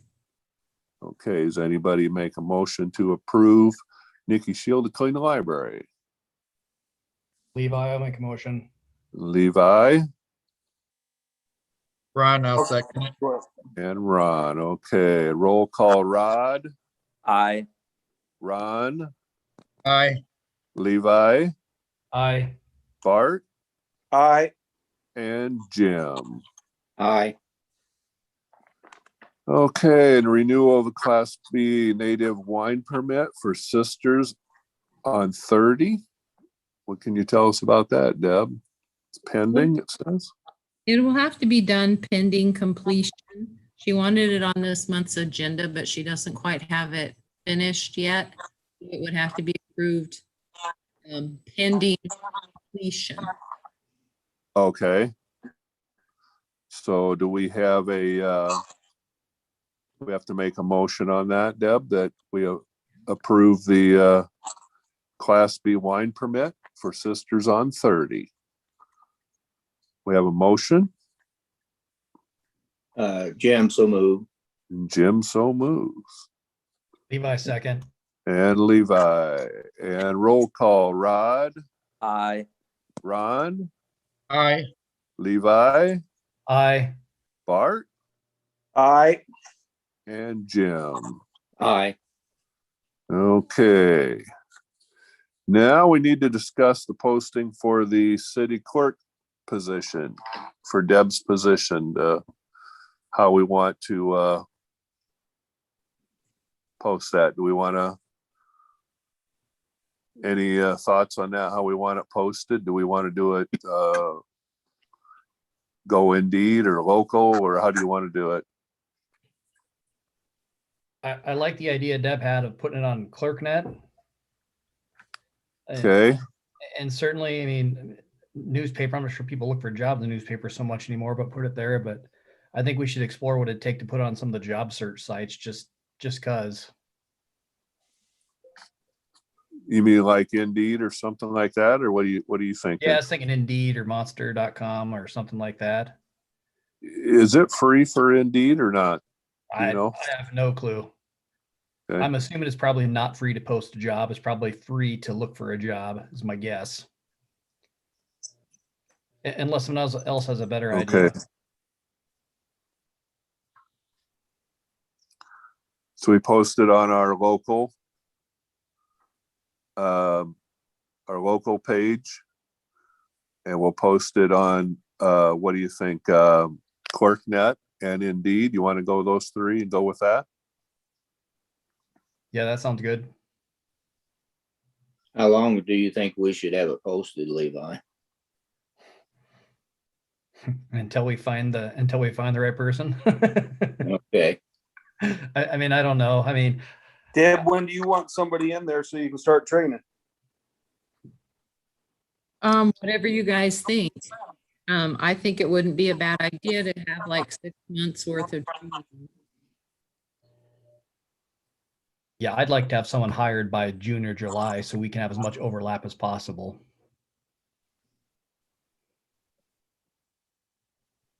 Do you Okay. in the local newspaper at all?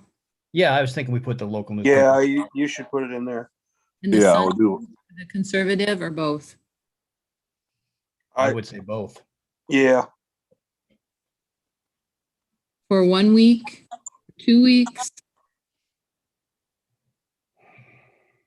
I don't know. probably a It's- couple weeks for sure. Yeah, we could do a couple weeks probably. Does about- it cost what to we'll have do- it? Go ahead, Jim. Sorry. No, does it cost to have it on the clerk site? No. Okay, I would at least put it for 30 days on the clerk site, don't you think? Yes, and I can also put it on the Iowa League of Cities website. They have a classified ad section. Okay. What I was going to say is maybe we should go through these traditional routes that we would normally look for individuals first. And then if we find that we're not getting a good set of candidates, maybe then we would go to something more national like Indeed or Monster. Yeah, because they definitely charge. Yeah, they do charge. And the problem is we may get more resumes than we want to deal with. Right. So I think we should try a traditional path first. Actually, IAMU, which we are a member of, you can also put it on, and I'm pretty sure they don't charge either. Okay, so when do we want to post this then? Immediately? Yeah. Okay. So, we don't have to do anything else with that, do we, Deb? Just, Well, I just want somebody else to look over the actual ad, and I had put one together and sent it to Levi and Steve. So yeah, I looked it over and I liked the way you had it worded. I thought it covered about everything that, unless you could think of something else, Deb, it needed to be added in there. I don't know. yeah, I mean, Levi tweaked it a little bit, so I don't know. I think it's See, and then the other thing is you take the applicants or whatever, then how long would you, like I said, if we're going to start advertising immediately, how long do you run it? When do you start your interviews and stuff like that?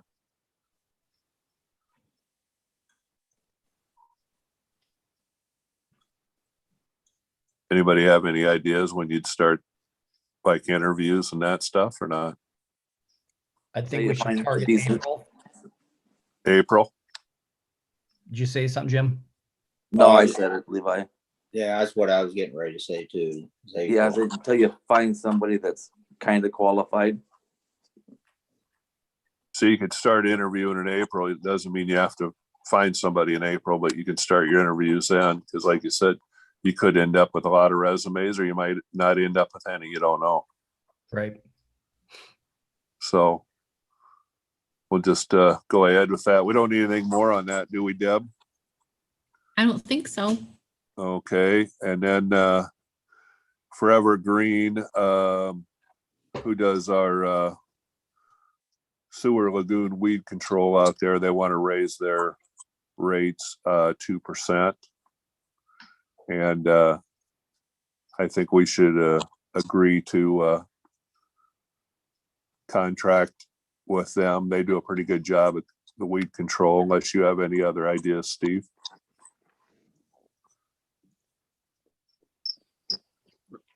We can throw it out for bids if you want.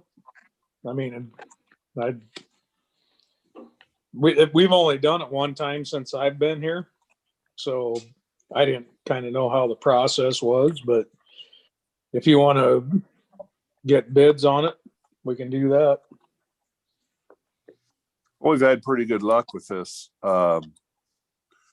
Forever Green, I know they've done it a few times.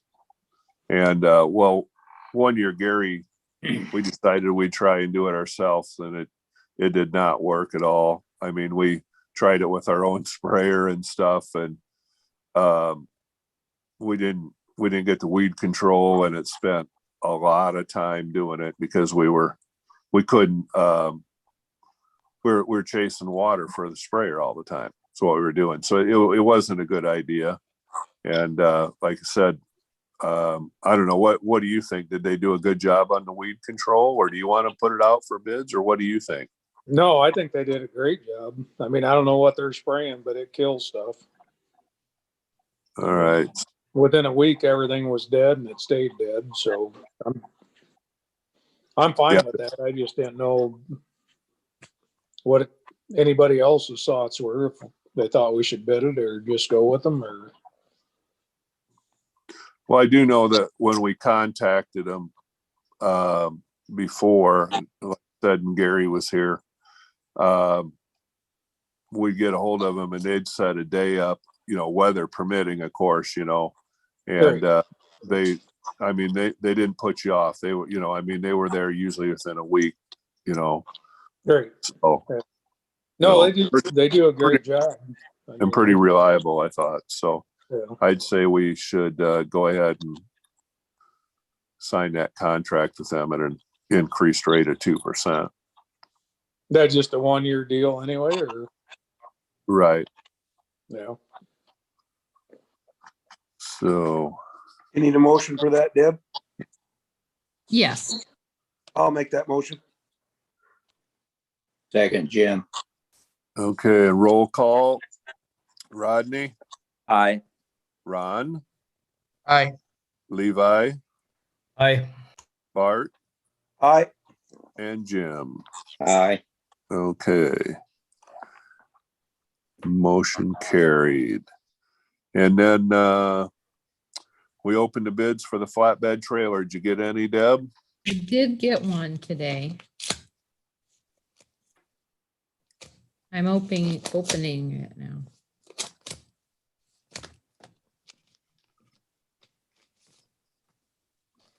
So it's from Sander Construction. And it's for $2,275.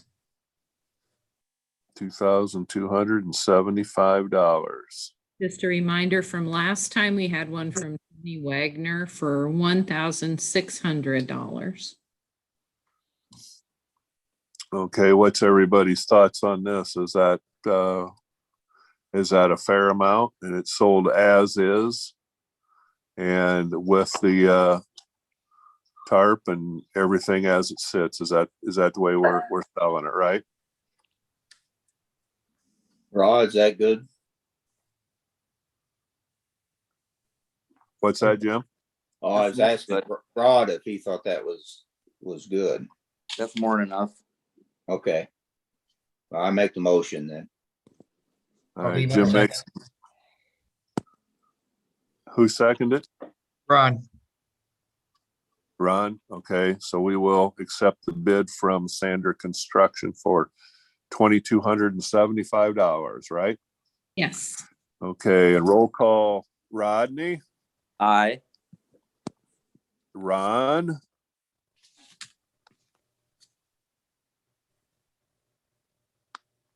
We waiting on Ron? Yeah, aye. Did you hear me? And Levi? Aye. And Bart? Aye.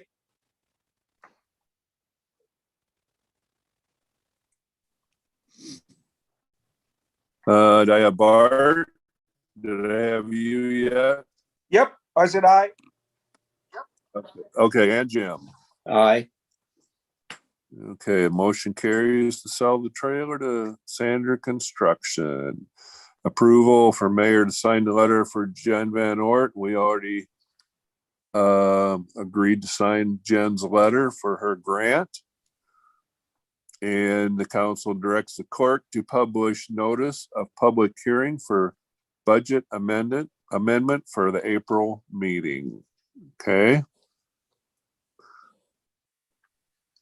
So we don't need to do anything more with that, do we, Deb? I think we do need a motion on that. Okay, we have a motion to publish the budget amendment for the April meeting. Jim, so moved. Jim, so moved. And a second? Levi seconds. And Levi, okay. And roll call, Rod, Aye. Ron, Aye. Levi, Aye. Bart, Aye. and Jim. Aye. Okay, motion carries. Do we have any council persons' concerns? Anything anybody wants to bring up? I got something, Stephen. Okay, Bart. Is there, and I know what the answer is going to be, but where the stop sign is on, what is that, 7th? The highway there by Victory Lane, where we got there right across from the fire station. There's a storm sewer grate, and why they ever put it in there, because it's a dead end. It doesn't go anywhere. And I don't know if it's still as bad today, but water stands there, and I mean a lot of water. I was wondering if there was any way, but I'm sure you can't because you'd have to bore under the highway. But if we could tie that in with the fire department somehow to get that water away from there, because it's terrible amount of water that sits there in that corner. Hey, Bart. Yeah. Are you sure that it dead ends? It's just not full of rock? Nope, it dead ends. That's what Paul said. And and that's why I asked him. I said, well, why would they even put it in there if they're not going to let it go anywhere? So I don't know. It's like I'm talking about the one on the east side of the, or the west side of, or the east side of the road. The one on the west side is regular storm sewer. There's 2 of them on that corner, and those are fine. But it's that one where they put that new crosswalk type thing in there, and there's a nice storm grate there, but it'll only take, I don't know how many gallons before it plugs up, and then it just sits there. Unless it's full of rock, I don't know, but I'm sure Paul said that it's dead end. It goes so far, and then. Where's that at, Bart? It's right, if you come down the highway and come to the stop sign where you look left and can't see nothing because people park too close. Yeah. Right there.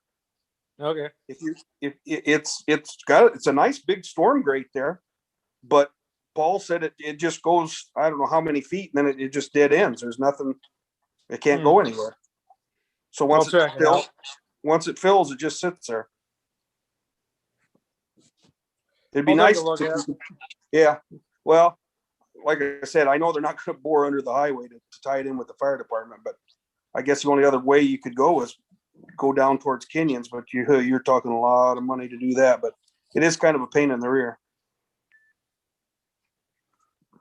Is it by that fire hydrant? Is it by the fire hydrant there? No, it's the other side. It's across on the other side of the street. Mm-hmm.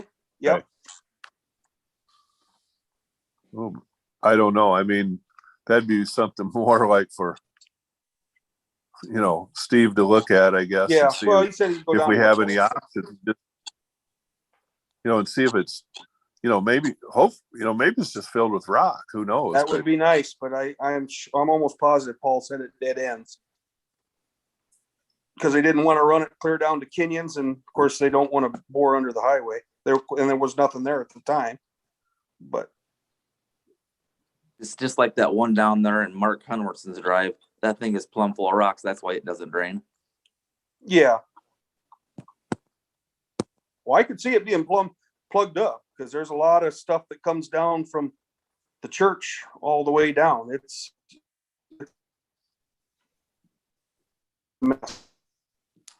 Yeah, I think there's a lot of them plugged. That's all I had. Yeah. There's a lot of just natural ditches that are plugged in town. I don't have a problem going after them, but you guys prepared to hear a lot of complaining as far as the natural waterway ditches? I mean, you're going to tear up the right of way and you're going to have people screaming and yelling about their yard being messed up. And I mean, it needs to happen. It's no different than a guy's waterway on a farm field. Every so often you got to clean them out, but there's probably not a storm sewer in Clarence right now that is taking half the water it should take because the water can't get to it.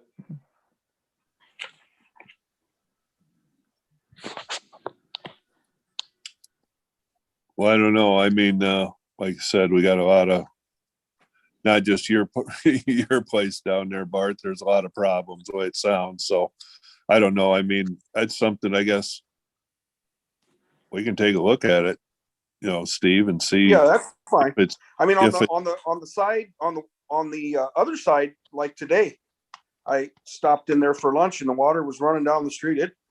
There's no problem on the other side. It's taking it from both ways. It's just on the east side. we can look at it once and see, you know, I mean, and, you know, maybe you'll get lucky and it's filled with rock, but we'll see where it goes, you know. Is it just dead end or where does it go, you know? So just something I guess we can look at. Sounds good. So the only other thing, I got a couple things here. The April meeting will be at 7:00. Okay, do we want to do that live? Do we want to do that? We want to go Zoom again, or what's everybody's thoughts on that? I talked to Deb about it, and Deb thought, you know, maybe if we went one more month on Zoom, maybe everybody would be vaccinated by then or whatever. So, but I don't know I just like to get everybody's feelings, what you guys want to do. How do you guys feel about it? This is Brian. Bart. I have no preference. It makes no difference to me. Jim, I think Deb's right. They're starting to give out the shots at this point. And I just got mine Saturday, and I talked to the medical people there, and they said things are going to start to increase. So I'd give it another month at least. And then, you know, another thing too, Levi and I talked about this, and we may want to just see what the governor, you know, is going to recommend. That's true. That's They already true. recommended to have it. It's okay to have them. It's right. They already recommended we can have them. If we did go live though, then you would, you know, I would hope that, you know, you do the social distancing and, you know, everybody, you know, at your own discretion if you wore a mask or not. I don't know. I mean, I think if we're going, I don't. If we're going live, I think masks should be mandatory. Okay. I mean, I'm vaccinated. I don't care, but I still wear a mask everywhere All right. when I'm in.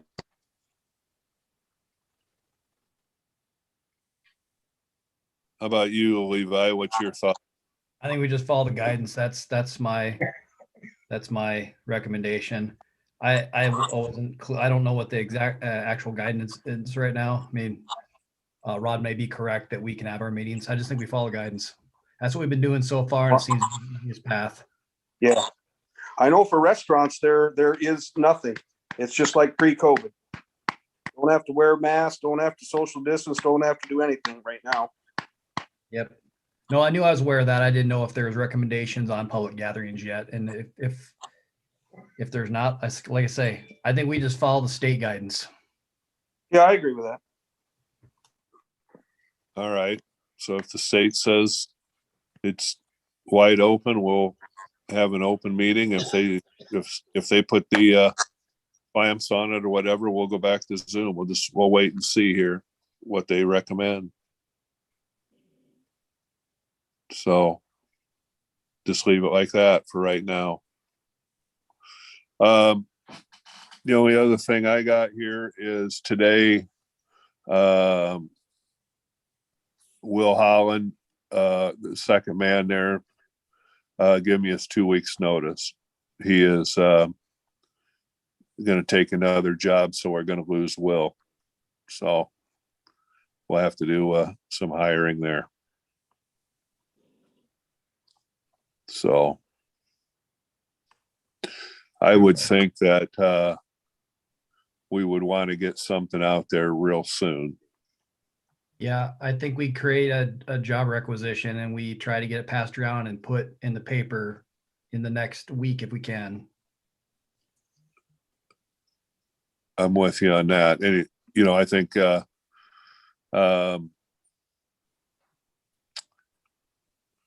want to write something up there, Levi, as far as a job requisition, or you want me to do it, or what do you did a pretty good one on Deb's, I thought. We probably have one on file, don't we? Because we Do we have, hired. Yeah, I would think you'd have the same one. I do Okay, have- we got a file. We'll just use that. I do have ads saved, so I would just put it in all of the previous mentioned places for the clerk, the same places we're putting it for the clerk job. Yeah, I think that'd be fine. For 2 weeks in the paper. I would say. Yeah. And put it on our city website. So get something going on that. So that's all I've got. Does anybody else have any concerns?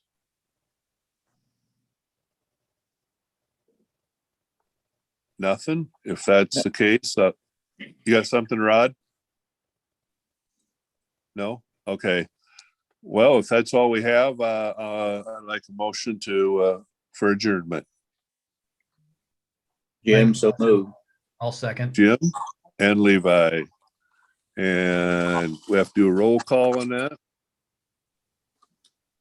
We have to do a roll call, Deb? Yes. Okay, Rod, Aye. Ron, Aye. Levi, Aye. Bart, Aye. and Jim.